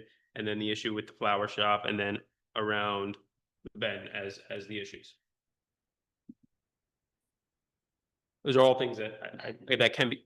And Extensive, Well, it sounds like it's- 12-year history of not being able to comply with anything. So Yeah. I'm it's just- not a new business coming in. I'm just saying this is, course. And, this, and just to refresh, the removal of the roadbed structure, which was several months late. several months past- late, after past- several times being told to Yeah, remove it. which that wasn't removed. So I mean, at what point? I'm just looking for what Jasmine can do going forward, and I think here's the things that he has to do, and I think that's good, regardless of whatever your decision. Right. You know, you may also want to check, I'm not an expert on these things, but I'm looking at your photograph of the new roadbed. And I'm not sure it's in strict compliance either. Isn't there supposed to be a gap between the curb and the platform? I thought it had to be. So, again, I- I'm not the expert on that, but you might just want to check it. Yeah, you just, Don't have, well, but they don't have flooring. They don't have any flooring. So it just this is my picture. If you look, my picture is in there. This is, I don't know what they've given you as, but this was last weekend. They didn't have any flooring.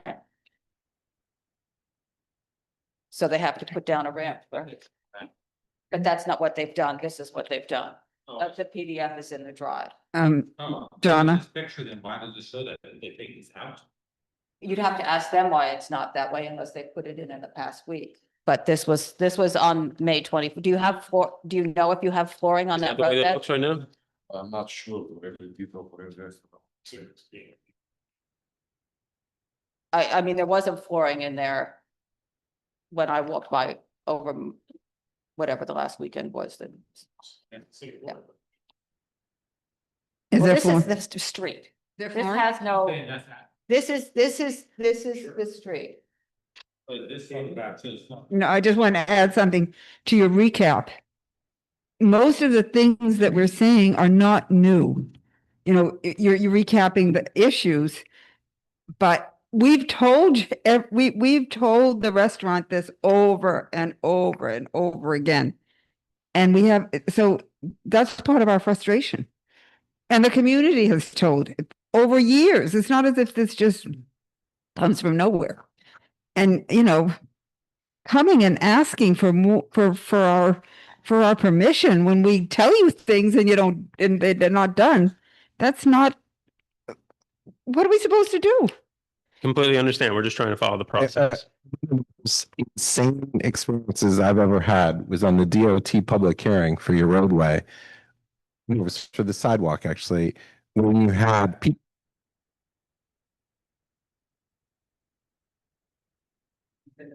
Given, I've never felt in such a deja vu moment. And that was organized. By who, I don't know, but it was clearly organized. Whether that's by the firm who's doing your sidewalk seating, Steve Lowe's firm, or whoever it was. Same. I mean, and that was brought up, the extension premises. And you have your representatives for your firm when that was there. So everybody should have been aware. And that Gina was made well aware when she came to the community board of these issues as well during our meetings. So if the people you hire aren't giving the information back to you, you have a problem. But your firm was made aware through your representatives who are there to represent you of all these problems. So the adherence to the rules should have started then.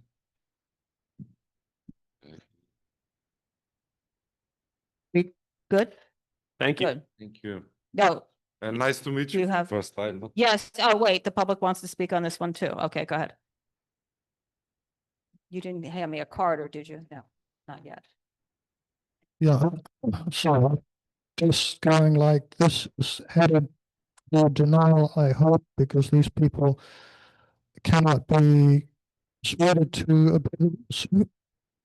If I was the operator and I saw this going down in flames, here's what I would suggest in this very moment. Okay, we've had a problem. We're going to show that we can be good behavior. We're going to pull our roadway dining. We're going to slim down our sidewalk dining by 50%. And if we can get permission for that, we'll take that and we'll come back in 6 months and expand our seating. But I'd be surprised. Maybe he might do something like that. Nancy?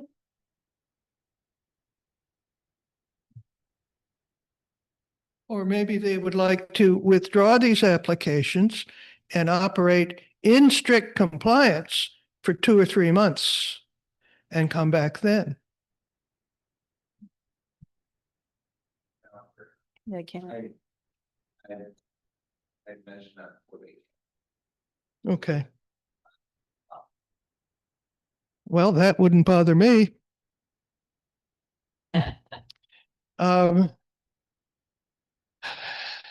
These people are not entitled to outdoor licenses. That's the bottom line. In any configuration, they are never going to be in compliance, despite what this gentleman is saying. I think they have zero credibility. Thank you. Thank you. Okay, I think that does it on this. Thank you. Thanks for coming. Okay. So let's see, should I? He's not gonna make it. He's not gonna make it. He's missing 3 people and the other. Okay, was let's away. go through the application. Okay. Give me 1 second. This is the Mary Lane. Michael, do you have any copies of it? I don't. This is the last one. Yes, so I can't, there's not. Unless I've screwed up on the list. Are you double checking on the list? Okay. No. We hope. I don't think I had you change. So this is to add roadbed seating. Yes. Only road bed. 1 roadbed, 11 tables and 22 seats.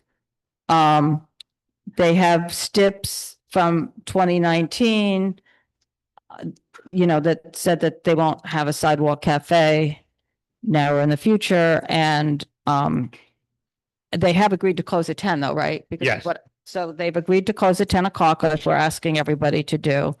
I did not print out. That's not what did you send in a new form? The form? Yeah, you may need, it said no, so, but are you looking online, Carter, or are you looking, because we've done it back and forth on a number of these, because a number of the ones that Mike sent in said no, and then he sent in. They agreed to close at 10. Right. It says not sidewalk cafe, but then it says sidewalk cafe.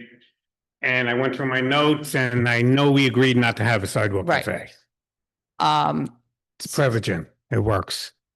So just give me 1 second. I just want to open up, and then some of the, okay, hang on.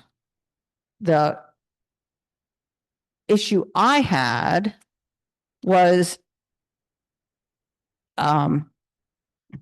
there's no ADA. I mean, the tables are, you know, all along, so they'd have to take a table out, I guess, for any ADA access, and they don't have flooring, I don't believe. I have a picture, so wait.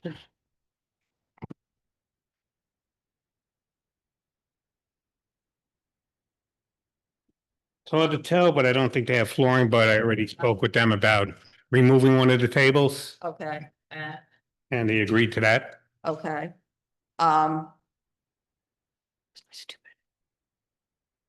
And then they're keeping. What? They're keeping the host stand. Yeah, hang on. All right. Okay. So yeah, so there's no flooring. They've got 2 trees blocking a good part of it.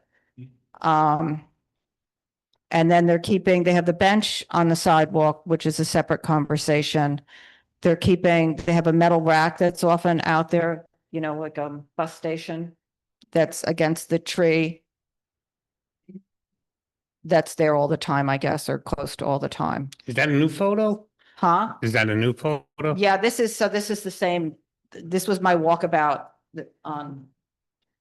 so see, I wasn't looking to really document, in fact, I didn't have it on my radar to really, but you know, that's out there. Yeah. Yeah. And then this is how the tables and chairs are. So they're right up. I mean, I think it's fine. At least there's a service aisle down the middle of it. And the umbrellas are in the middle of it. Yes. So but the rack has got to go. Okay. And the table should go so that they can easily, so they can get in, patrons can get in, and for ADA access can get in. Yeah, a lot of people are doing that, but people need to know it's not allowed to be out there. It's a health code. If you look at the New York City Health Code, they have requirements for outdoor dining, and it's not allowed to be out there. I know the health code quite well. Okay, there you go. So it took me a while to find that, but I found it. They're not supposed to have any of the dishes. Just it's exposed to the air, so it's possible contamination. Even inside. They even have this part in the picture. There's no floor. I don't care. I mean, But they took a picture with it, Donna. Yes. The picture they submitted. Has it. So it's there. So I don't know that we really. It's the dime closing is 10. That's clear. And just the ADA access was the only other issue that we had. So they're removing it. Just this application is expansion. We also need, we need a change in method of operation because. The SLA is not requiring that as long as they get a stipulation from the community board. Is that what they're? Yes. That's not what I'm just going to tell you, that's Yeah. actually not what it says on the SLA guidance. The SLA guidance says that you can file them both at the same time. Yes. But you need to notify us of a change in method of operation. Okay. I mean, all you have to do is send in the 30-day note. Yeah. Okay, Yeah, because okay. I was told is because I had one that was held up because there was a stipulation, a previous one that said no outdoor seating. Then we got the new stipulation, they approved it. I don't think they want the extra work, I'll, tell you the truth. wait, I'll just follow up and make sure you don't, because I don't want it to get there with the stipulation and then have it just. I think a new stipulation would override the old one, Okay. Okay. but I want to, just to be totally honest with you, they had me just file my application so they would hold on to it. IACUS was filed, I withdrew it today, Wait, what? the one from Tuesday, the alteration for the roadway. That Oh, was the Tuesday night one, which one? Wait, who was that? the problem child, I missed the name. I just missed. IACUS Corp. Oh, Yes. Old fashioned. he withdrew it? I withdrew it. Okay, it's still out there. I withdrew the application. Okay. I have so many of these, they wanted me to send them in so they can look them over and then they'd wait the 30 days before they started approving them. Oh, so you He withdrew happened it to at be the- one of them. You withdrew it at the SLA? I withdrew it. Okay, well, I'll. Just in case you hear that I filed it, I want to let you know I withdrew it. Okay, okay, and I'm going to make sure that we. All it takes is one thing to ruin you. I'm sorry? Okay, so it's the ADA access, so you're gonna make sure you're gonna remove one table, is that what? Yes. Okay, so I can just write up a stip with one table less than what's there, Yes. okay? And the steps, as you're familiar with them now, they say no bus stands, no host stations, no blah, blah, blah. That's not this, I'm really not worrying about the bench. I mean, yeah. I mentioned it because it was in my picture. So. Okay. Is that, okay, so I'll get you, I might even get you that tonight because I may have already done it. Okay. So there we go. Okay, all right. I think that, does anybody from the public have anything to say on this one? I'm good. Go, I may not speak for the residents of the building, but in the past. Please do. Yeah. please use the microphone and speak for them.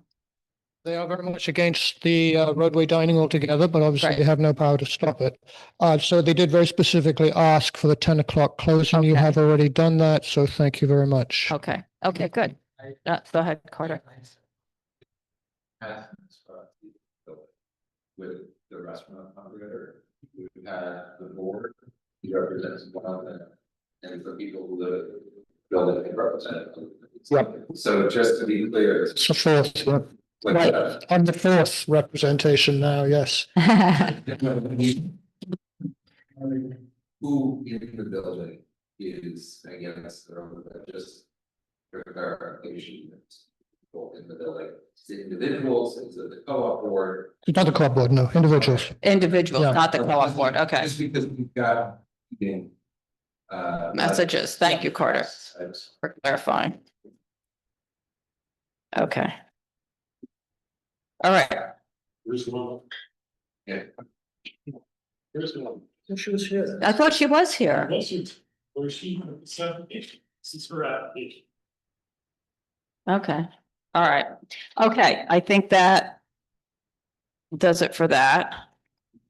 Okay, so then, what I'm just gonna go through is we have waived appearance on Film Forum, which is a corporate change. J.M. Williams doing business as Bavette, 4244 Grove, that was the adding roadway. 230 Bleecker Corp doing business as Catena, 21 Bedford. That's a mistake. That one is laid over. DNA Coffee LLC doing business as 12 Chairs, 56 McDougal, that's an alteration for a roadway. Fiashetta West Ltd, Fiashetta Pistoria, 114 Christopher Street, alteration for roadway. 51 Merchants doing business as Via Corota, 51 Grove, alteration for roadway. Box Hill doing business as King, 1618 King, it's an alteration for roadway. Saint Sabino, 113 Greenwich Avenue, alteration for sidewalk and roadway. And FYI, we did the same thing with Saint Sabino that we did with Don Angie, where I asked them to close Jane Street at 10. They have, because they had a stipulation for 11 for their space, but it's double the seating. So I asked them to close Jane at 10 and keep the 11 on Greenwich, and they agreed to that. And then Rabcha LLC doing business as Art Bar, 52 8th Avenue, alteration for sidewalk roadway.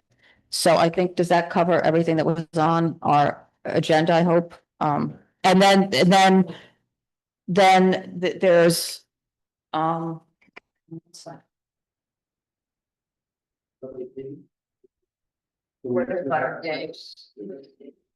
wait. Okay, I corrective is laid over, so there's nothing to discuss there. And then the Bedford. I have been noticing the problems with Abu Sharu. And Hawk has a lot of problems. Good to know. And they've been getting summonses or citations. Okay, good to know. So, and then the three on Bedford Street, have agreed to close at 10 o'clock, but I'm calling them all, and they're out of town. It's all owned by the same persons and they're out of town. So they'll be coming in next month, for those applications, even though they're closing at 10. So that's that. So do we want to take a break for a minute before we go to business? Okay, so we'll take a break for a minute. Yes. You can ask the question. If they submit a plan that has 6 tables, 2 tops with 2 each, and then they have 50 people on the sidewalk, is that a violation? Carter? Yeah, they need the plans that they submit representative. They need to be within the boundaries of what they.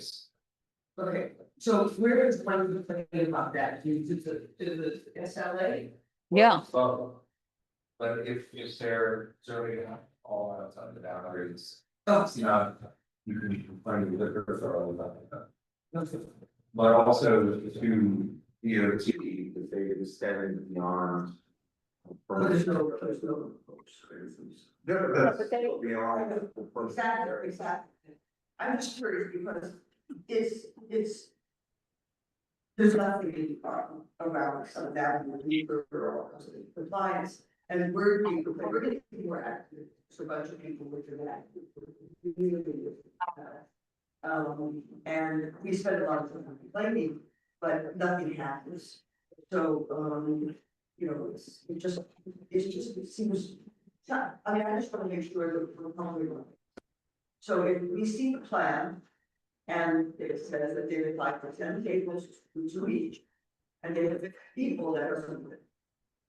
They have like 4 or 5 people around each table. I think if they're to be within the footprint of where they're supposed to be. Like 20 seats. No, under the DOT program, you don't apply for the number of tables right here. You apply For space. Right. Space that conforms. It is whatever it is, move it around. It's not, you don't serve from the outside, which of course they do that. Right. But that's. Okay, yeah. No, it's very important, we have to make a complaint about the right thing. Exactly, that's why I'm asking. So if they're serving from outside, I'm not so sure that's the most egregious thing, right? But if they're gonna be on a footprint is, and it's very, if an investigator comes from DOT and they say, oh, you're supposed to be this distance and you're this distance, it's. Okay. And what they do is they want to try to educate them on what it's supposed to be. And they will come and, you know, warn them, and part of the program is that they warn them. But you still have to go through that process, even though they're not fined. That's fine. They really will eventually get to finding, not right away, but there's programs. Many restaurants have been told in the past, everything's okay, even though it's not quite right. So now, you all have, but I'm telling you now, you make the complaints, this is what it's supposed to be, you're doing this. Then they send somebody out. And they're restaurants, they're getting very clever on the furnishing zone. There's no section on the weekends, so they use the furnishing zones. Well, And if you complain, if you put in, here's when they're doing. So one of the things with complaints, if you say they do it all the time and they don't, they won't go back, right? So if you put in the time, And that's specific to the liquor authority, you say somebody's staying open late every night. And they say, okay, we'll add that to our list, where we send an investigator, who'll go on Tuesday night, when they're closed on time. They went, and said it was all the time, and so they won't go, because they went and spot checked it, and there's no problem. So, just to your answer, it has to be very specific, whether they break the rules, what is happening. But a lot of people don't know that, because they haven't heard, they're very verbose, oh, they do it all the time. And then they send somebody to them, and then that's it, the complaint is investigated, they can close it, and they'll consider an additional same complaint to just be a repetitive complaint that they've already investigated. So it's very important to be very specific, you know, and it's also fair, right? Very uncertain. But if there are enough complaints and we you know, is pursued with DOT, then they have investigators who go out, oh, we did. Say we have 22 places, maybe it's worth of having somebody come in to do that, but I think that that's something you get emailed on and want to see. Mr. Ringo, who has that up, and that's good for that. Okay, then he may, you know, that just be something that they have to realize. Before we apply for a liquor license inside. And you got how many tables, and we can't have more than that. So if they, that's what I'm asking, even on the sidewalk, or if they've asked for, you know, 8 tables with 2 people. Then there's But again, nobody asked for the number of tables and chairs. That is part of the whole program. That doesn't exist there. That's not for the. What you get is a footprint. And you can. Even for the liquor. The liquor authority wants to. That same, he asked. Right. I see. Dire, not the actual, because for a restaurant, if you live 2 times. That's why on our stipulation. I've been saying not more than, so they can have less than. So. And the fact of the matter is that if somebody can fit in 8 tables, and especially the way they're packing everything in, they can't fit 16 tables. I mean, they could take 16 tables and make them 8 by making, you know, it 1 floor top instead of 2 tops, but you can't double the tables if your diagram had it, you know, stuffed. So, but yeah, we're ready. Are you back? Okay. Okay, Susan, are you done? Okay. Right. Okay. You good? On the liquor authority, I would put the, I'm stopping, to the name, address. Yeah, we're going. Okay, Susan, we're starting our business session. Okay. Quickly.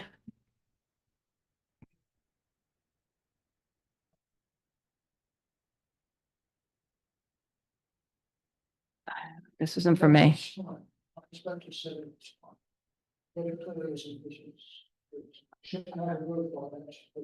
Keep sending them that same email you've been sending them. I guess so, or ask Valerie. I don't know. This is not my department. Okay. We are going into a business session. Unless somebody, thank you for coming. Appreciate it. Okay. Just want to know. Yeah. All right.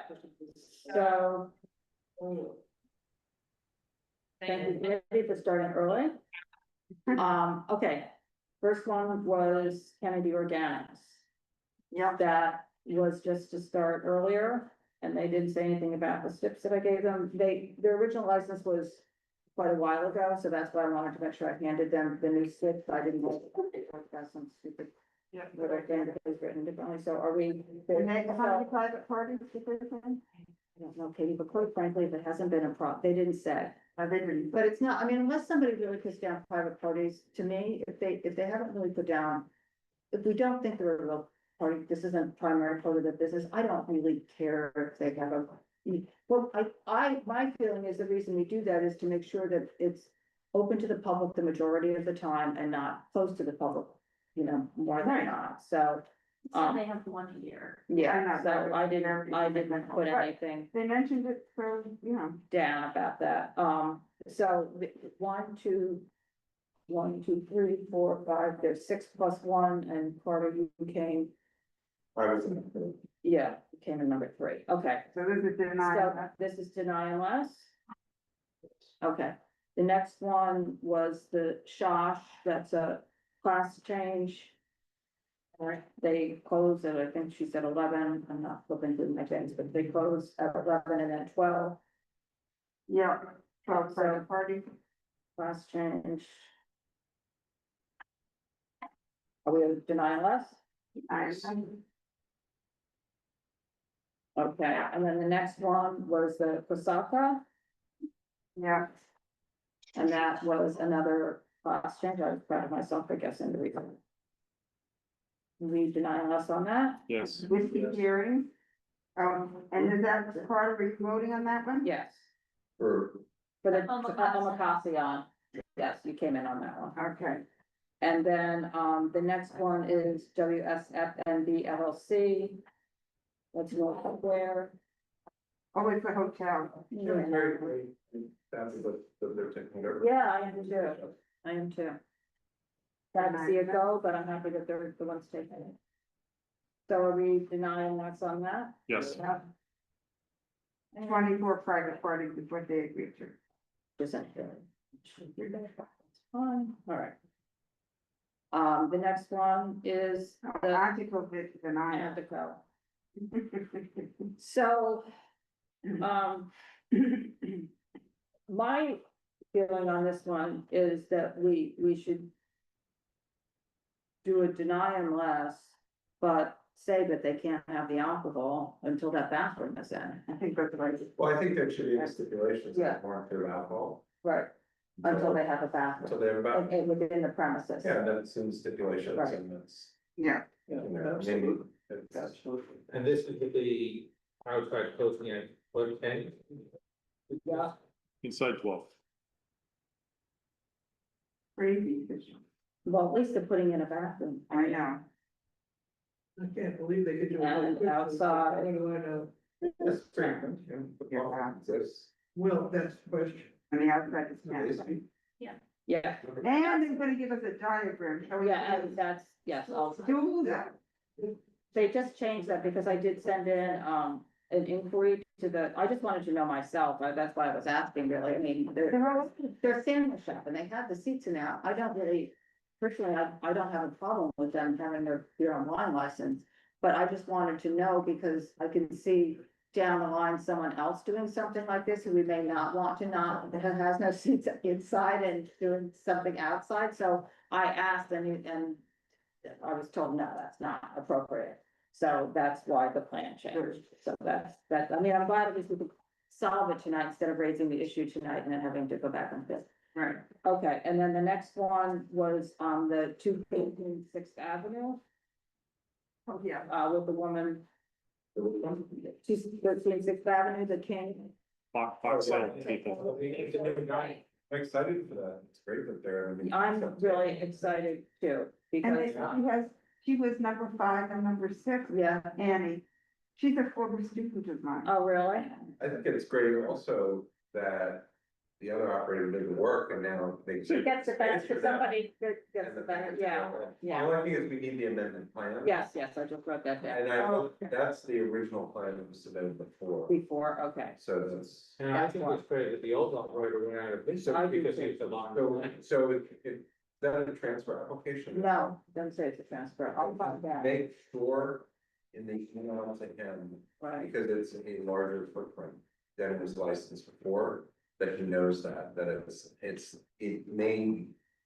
There are improper aspects of this. The way the previous one was filed, so if, he just needs to know when he files it, so he doesn't say, oh, it's exactly the same, because it's not. So Yeah. he has to, So he has to make sure he gets a new. a No, plan two for that. applications. Right, he just has to have the plan accurately. It would only be And what he's putting, a partial asset purchase, even though it's full, I don't know, it's a discrepancy, they're saying the Right. lease is the same, okay, but anyway, He doesn't want to get tripped up by the mistakes made by the last. right, he's the attorney for us. Right, right. right, he'll Okay. take care of it. Okay, and then, Oh, and then and we then got our our state. boucherie. I'm open to suggestions, how everybody wants to handle that. What are we doing? Boucherie. Boucherie. But can I ask you a question, and this is the important question, Yeah. what is it that you want to see, Yeah. and that's what will be asked. I mean, compliance, Bob, you've been around for a few minutes on this committee. The long run. I couldn't believe they brought the sheriff's in front of the flower shop. Right on time. But that's for earlier, but the history of non-compliance from Why Not My Way Coffee. Mm-hmm. In all of these locations is the same, there's no, I have pictures from the Julio, which is different, but that was the. Remember the motorcycle? First place, oh yeah, right. And what about? But I mean, you know, just leaving the stuff out. So I'm just not comfortable and but So what do we want to do we accomplish? have, Yeah, Donna. do I we just want wanna them say not to something. have outside? I just want to say something about COVID, even though COVID's on. During COVID, between the sidewalk and the roadway In which place? on Olean Pier, you couldn't. We're talking about, let's just keep this conversation, let's just focus. Non-compliant. So there's two parts to this discussion, right? This is the important thing, and this is where they're trying to split it. Everybody think, oh, this is just about this place. No. But it's not. It's about the character and fitness of operating properly in all the locations. Because that's our main premises. And that's my problem. And this goes back all the way back 10 years. More than 10 years. Every time, it's a laundry list of violations for everything. The amount of hours spent. The amount of, yeah, I mean, on this is a 12-page resolution on his first place in getting the full liquor license, or second, Olio was the first, but on Olio was the 14 Christopher, and he didn't That's follow why any not. rules. He Well, just he had people changed the going in the facade, basement. he just started the work in the basement. Yeah. He had 6 benches, Yes. 14 Christopher Street On outside. The few. And you say they don't know the DCA rules, it's crazy. Because Bob Gorley And they didn't spent send, an inordinate amount of time. Donna, they didn't send the manager of an individual restaurant. They sent the CEO of the whole. group. We asked. But yeah, but their response, we wanted to talk. Well, that's why I asked him, are you the boss? Because you're the one I want to talk Because to. if you had the manager here, then they'd say that, it's the boss, so we wanted the boss. We did, but. It's, the buck stops with him. So, Yeah, so and- here's the thing, They're guys. probably The numbers speak, and the numbers they've racked up and the amount of money that they've made in the profit every night is insane. The number of seats, Donna, just do that number is what they set up They added over 34 there. How next many seats door. were there? 34 next door. Okay, so 16 in that one, just the one space, that's 34 seats outside of where they're supposed to Right. happen. Right. Every night. And it's busy. No, but every night. Yeah. For how many years? He used to do all So, the other. so just to put in perspective, to say he didn't know is nonsense. He used to Because do the it on the numbers other would be side. there on the business. He used to do it on the other side too. I'm just saying to say he didn't know. You know, you wouldn't be able to get those numbers of what the restaurants make. I know. But I think that because they've just not followed the rules ever. Over and over, now that we have a new program.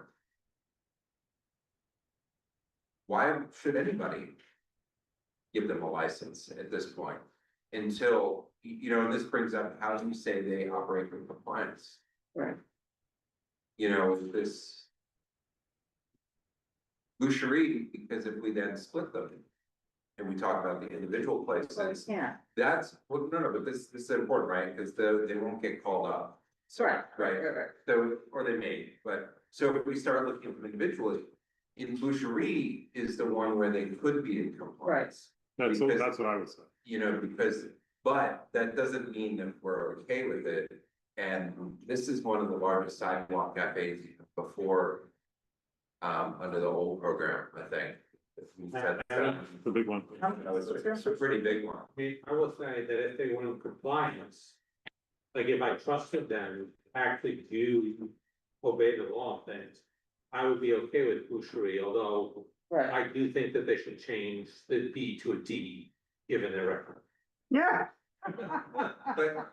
But this, the They used to cover up the garage too. Remember the garage sign that was, it's not covered up anymore. But for Mr. Steptoff, as the president, this has been his response. Oh, I will follow rules moving forward.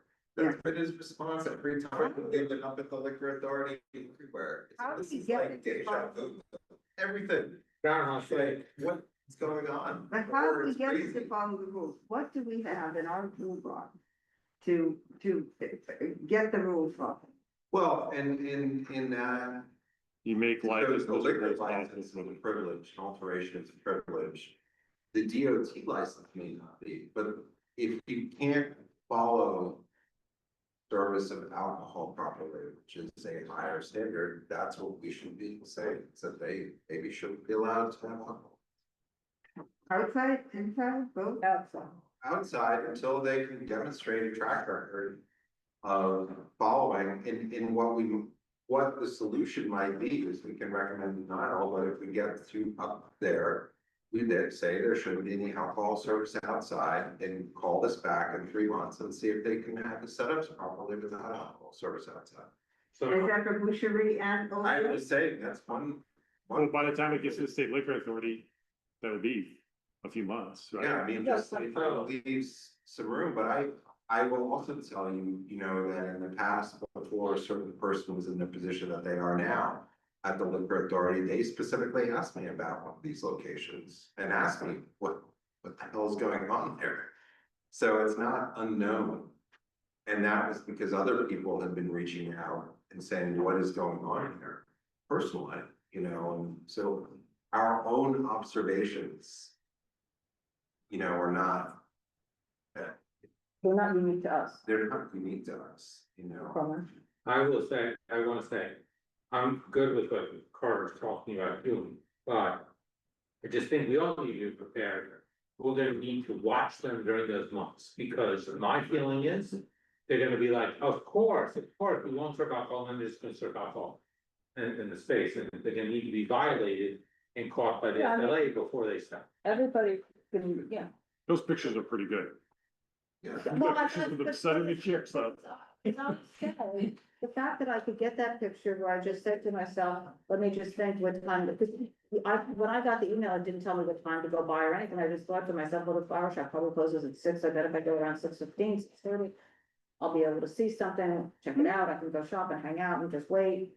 And it was like on a dime. Yeah, did they pay the flower shop? Do they pay the flower shop for this? I don't think that I'm speaking Watch out. far out, but this is one of the top 5 or the top 10 if you include the groups of restaurants. And outside of that, by and large, they're small violations, but not Right, this not like this. egregious. And again, Yes. to your point, to And- what I said, it's not in one place, it's all of them. I mean, that's the Yeah. only thing that was, because he tried to say they're different types of places, but like I said, the only thing that was consistent is that they're not following the rules on any of them. So the it other was thing one too issue. is that we should point out that the liquor authority should be requesting all the violations from DOT. Yeah. Because each one of those, they're eligible for an SLA violation for breaking local rules. I forget which, if you remind me, Don, I'll look it up. I don't know if it's 48.3 or 48, it's one of those weird rules. But they can be separately addressed. And DOT doesn't make referrals to the SLA that I'm aware of, so we can bring it up. And that's just to get in motion the violation part, so there's just application for it. Did you report? And so, John, did you And, report you know, everyone? if this operator had the capability of following the rules, I'm not sure I would have a problem if they were closing at 10. But they've demonstrated consistently. like that they're not interested in the rules. And Gina, who, if you go back to watch the videos from the outdoor dining work group from SWA Architecture, was made very clear to her, you know, that they're not following the rules, and that's their representative to us. So, you know, this is the first time I'm hearing it. That's willful that you didn't want to hear it. You know, and that's not following up. And then what I was talking about with the testimony from with Olio was crazy. The public testimony. They said, oh, they know exactly. Oh, this is perfect. Oh yeah, all the rules are being followed. I see nothing. I mean, that was hard to have. That. Plus, you don't people could usually be get down that, and brought up. usually at those DOT hearings, Nobody. you might get one person showing up to speak in favor of a restaurant, and that's usually the restaurant operator. Yeah. Yeah, so- all the ones I've watched, I don't think I've seen But anything. this is the question is if they did follow all the rules, would there be a problem? And I think that's, I'm not convinced that they can. Well, So well, I think that's the just bring problem. that up because I think we should talk about that in the resolution. That they don't seem to be capable of following. And it is, a whack-a-mole. Although we're not dealing with, 14 Christopher, but we told them to take the pews out and now we get tape. You know, we told them to take, that couldn't be in the basement, we got the pews. Every time we point out a problem, then they found a new way to break it. And, yeah, and then on top of all that, the amount of time that this board, the members of the board, the district manager and the full board have spent on this through this long history of problems. And, you know, we can include all resolutions on all these places. Yeah, I'll have to put them In in the there, file, put them- give them- You know, and in Boucherie, one of the things we did is we gave the benefit of the doubt again to him, which is why he got that liquor license. We actually have signed stipulations. We said, okay, we're taking you at your word. Boucherie, right? Yeah. Yeah. We're taking you at your word. And we're gonna say, okay. Because you said you're gonna follow the rules. And, you know. And he did. Yeah, and so we've been trying, I think we've been very accommodating with our Greenwich application on Tuesday. We've been very overly accommodating on, even though maybe we wouldn't have been in the past. And You know, this is like, if we're gonna take it, try to do this, I mean, people are gonna do theirs. Remember that he has sent other people trying to take over more space on Seventh Avenue South. And people who came to us purportedly as independent operators. And then you look at the address of where their offices were, and they were his midtown or something. You know, he's been trying to extend his presence here. And we kept that down. But I think this is the first time that we holistically have an opportunity to address this. And try to bring this back to. Yeah. These are not. You know, nobody's getting shot here, nobody's getting stabbed, you know. But it's a long repeated But pattern. these small little death, you know, like the little paper cuts, right? Yeah, death by paper. But it's every day, and adds up pretty significantly, and. Yeah. It's also. At Boucherie, I remember we was talking to you, Don, I think, about the fact that they just wouldn't do the decent thing, which was create a larger walkway that people could walk down the street during construction. Who does that? I mean, When they that's, asked to, I mean, it's, you know, they were asked. and they were asked to, and then they were fined, and then they came and took their planters. I mean, That's not bad, that's bad. I have pictures, I was looking at my. but No, I mean, they can't move your stuff and then come and take your planters. I mean, that's not like, you know, they took, That's probably why. you know, an abandoned car. Could have Okay, just moved so, your planters across the street. So, Business expense. so we're denying. Yeah, but then what? You're just denying and leave it. We've had this discussion though, right? So, or generally okay. So you were saying deny with the provision to come back in a few months. They can't. No, that's not. No. What I had said is what Donna could speak to at the liquor authority. It's not, doesn't go in the resolution, but we've thoroughly discussed this issue. Okay, so Because what will happen. the only thing we're trying to discuss right now is how we're gonna vote. Right. Well, no, I need everything No, put it's in the why are we resolution. denying? Why are we denying it? Because But when I'm what up at the happens liquor in authority, I reality when you Why, get, why we're denying? yeah. Because she has to write the resident. But the next thing that's gonna happen is that this will get called up at the liquor authority. And Donna's gonna be up there and speaking to the members of the liquor authority, to the three of them. And they're going to ask for questions, and they may have in their own mind where they want to go with this. And they may ask questions, and so we probably discussed some of What these may be. issues. And one of the things is that, can they follow rules? And And it's not this is the gray area of the reality of the situation that Donna can properly represent to them. Yes, this committee discussed these I think issues. there was anything ambiguous about what was said tonight, or that we didn't all agree about their non-compliance. But it's This just what, work and other work. yeah, it's just where do you go with it? I mean, What do you mean?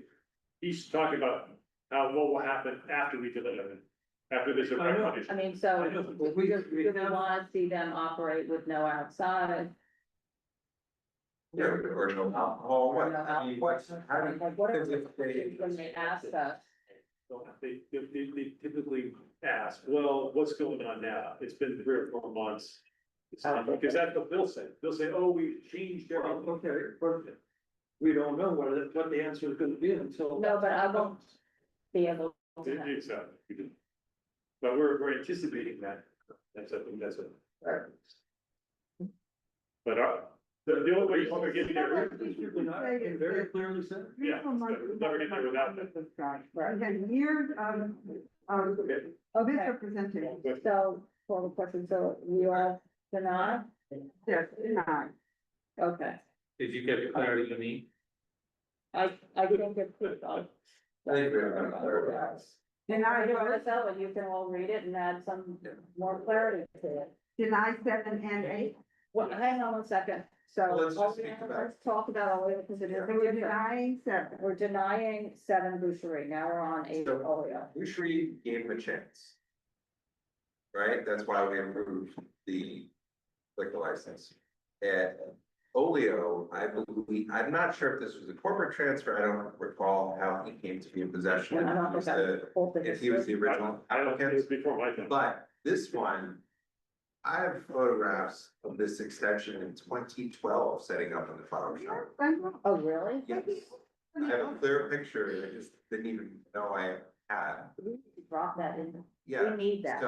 That's so I for you. guess, but then it was corrected apparently, because Bob formerly was engaging with DCA or it's breaking along or whoever.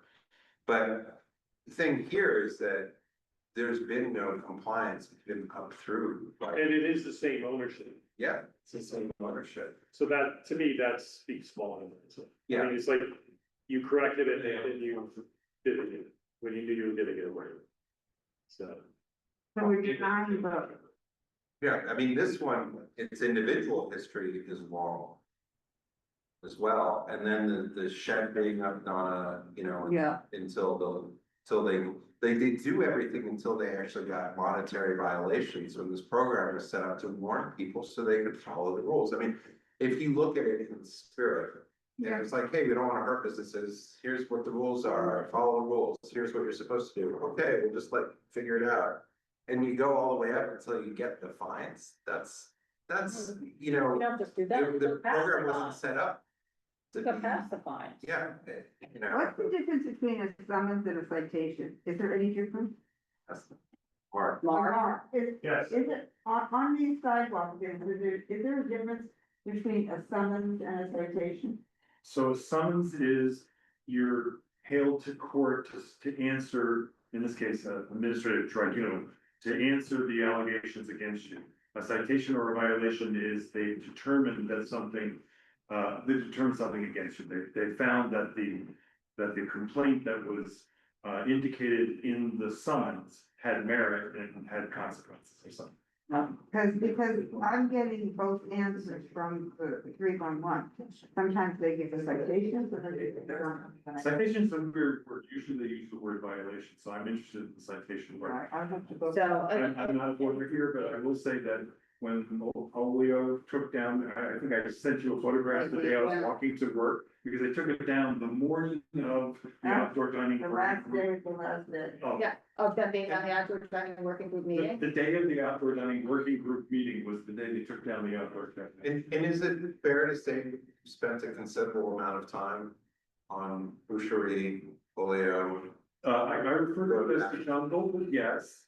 Yeah. And actually, don't credit me, it's Nicole Barth. Right. Who spent even more time than I did. Yeah, but I'm just saying, but our word office. A online resource, yes, I would say so. Yeah, I don't know, I mean, that's just, Yeah, we Because got. I think that these are the reasonable things from an administrative review panel that they see that other groups, because the light fining, right? They're not particularly significant fines, but they've just broken the rule every single day forever. And we get plenty of complaints about it, and, Yeah, you know, I mean, to a certain extent, I mean, just say, yeah. I mean, it's sort of like getting padlocked by DCA. You have to be pretty extreme in the past to do that. But this is the type of activity that would have resulted in potentially whatever I it know is. no other establishment in this district or the one in which I live, where they actually came and took away the planters and all of that. Right. That's, if not unique, it's pretty rare. Yeah, it's on the same level as Does the padlock? is the padlocking, and then they cut it. You know, And that's they're good. already got padlocked again. That's a good point to emphasize then. Those are good plans. That the planters were confiscated because there was such. Yeah, I'll put that in. You gotta come up with a better pattern. You can padlock this, I mean, you can do technology and do. So just to tell you guys, so what I see is they came in 2010. It doesn't say it was a transfer, it doesn't mean it wasn't a transfer, but in the reso, it just says they I mean, came for an out premise in a commercial building. I had a puppy at that time, 8 to 4. in that, I don't remember what year, somewhere around there, and I was living in Cormac on 8th Street, you have a puppy with big emergencies, you have to go out for young dogs on the street, and I go out and I'm like, there's people sitting out there eating at 3 in the morning, Because the like in license the plate- sidewalk out there. 4 oh. And all this. Sidewalk. There's a And lot that's of- why I have all those pictures.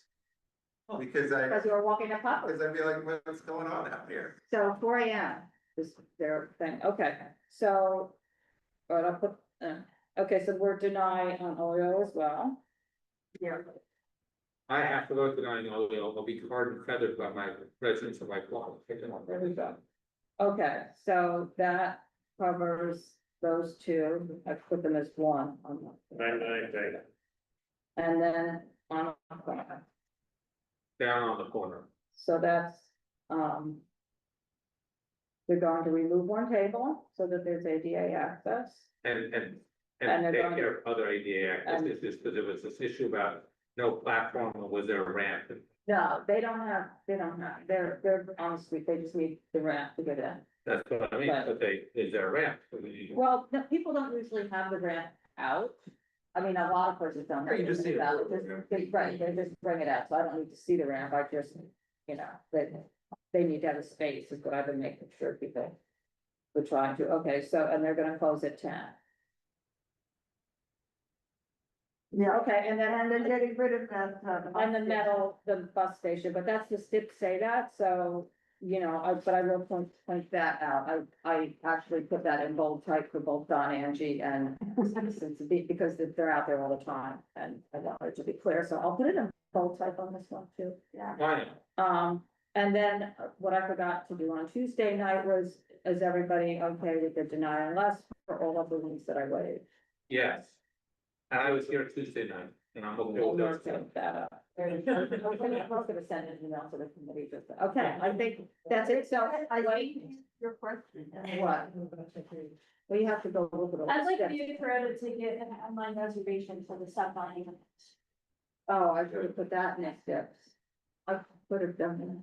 I'm a little concerned about number 10 on the E10, on the Waverly. I love this area. Right. They sometimes, I've seen tables in, I mean, here's the stand, sort of make a complaint. Yeah. I Would will, be I okay, will, because I will. the SLA is not, that's not their responsibility to make people conform to that. And your perception down is that DOT is now doing a good job with complaints, right? Like, I will say. Every department said They started, I They mean, have 30 people go out, and we have a disproportionate number of places. We'll keep Most putting people I mean, don't. I put in a complaint on. But you have to put in Part about a this. specific complaint, not just say, oh, they're all over the place. That doesn't mean anything. And you to can't say investigate. all the time, because they'll go and ruin in a place that's open before. And so from my conversations with Penny Ringel is in charge, said, well, what are the specific violations, and tell us. So if you're looking at the rules, you need to tell them. But I've been And- going around, and I've been complaining about things in the furnishing zone. And when they say, Take a picture. I take a picture, and they say, No, how that's often, not. I say regular. No, And you No, can't no, say that. but they are getting somebody. They do ask that question. No. Wait, but then you have I'm to saying say You have to after say 5 o'clock. every night at 5 o'clock, Right. only on the weekends. If they don't do it all the time, you can't say that. They will send somebody out in the afternoon, Or 10 and there o'clock. won't be, well, in the afternoon, But they'll- and there won't be there. I'm just, Well- it's so important. Mike But they're Jones from the getting- SLA called me out on one of these things, that this was different from the Georgette thing, which is an SLA one thing. It was on something else, I said all the time, and he called me out from the location. Oh, actually, this was at the, all right, this was at, on the Perry Street place. He said, I'm standing out here, and they're closed. What Perry Street place? People said they're open late all the time. Canto, Yeah, the one. they can't say, but it was the previous operator, it was like 10 years ago. He went Sunday night. Well, whatever it just was, happened to but like- you just said, I'm here, you said it was all the time. Right. And nobody's here, he called me up Yeah. on my phone, and I wasn't the one who said it. All right. And he said, I'm here, and it's not here, so, but that's an important.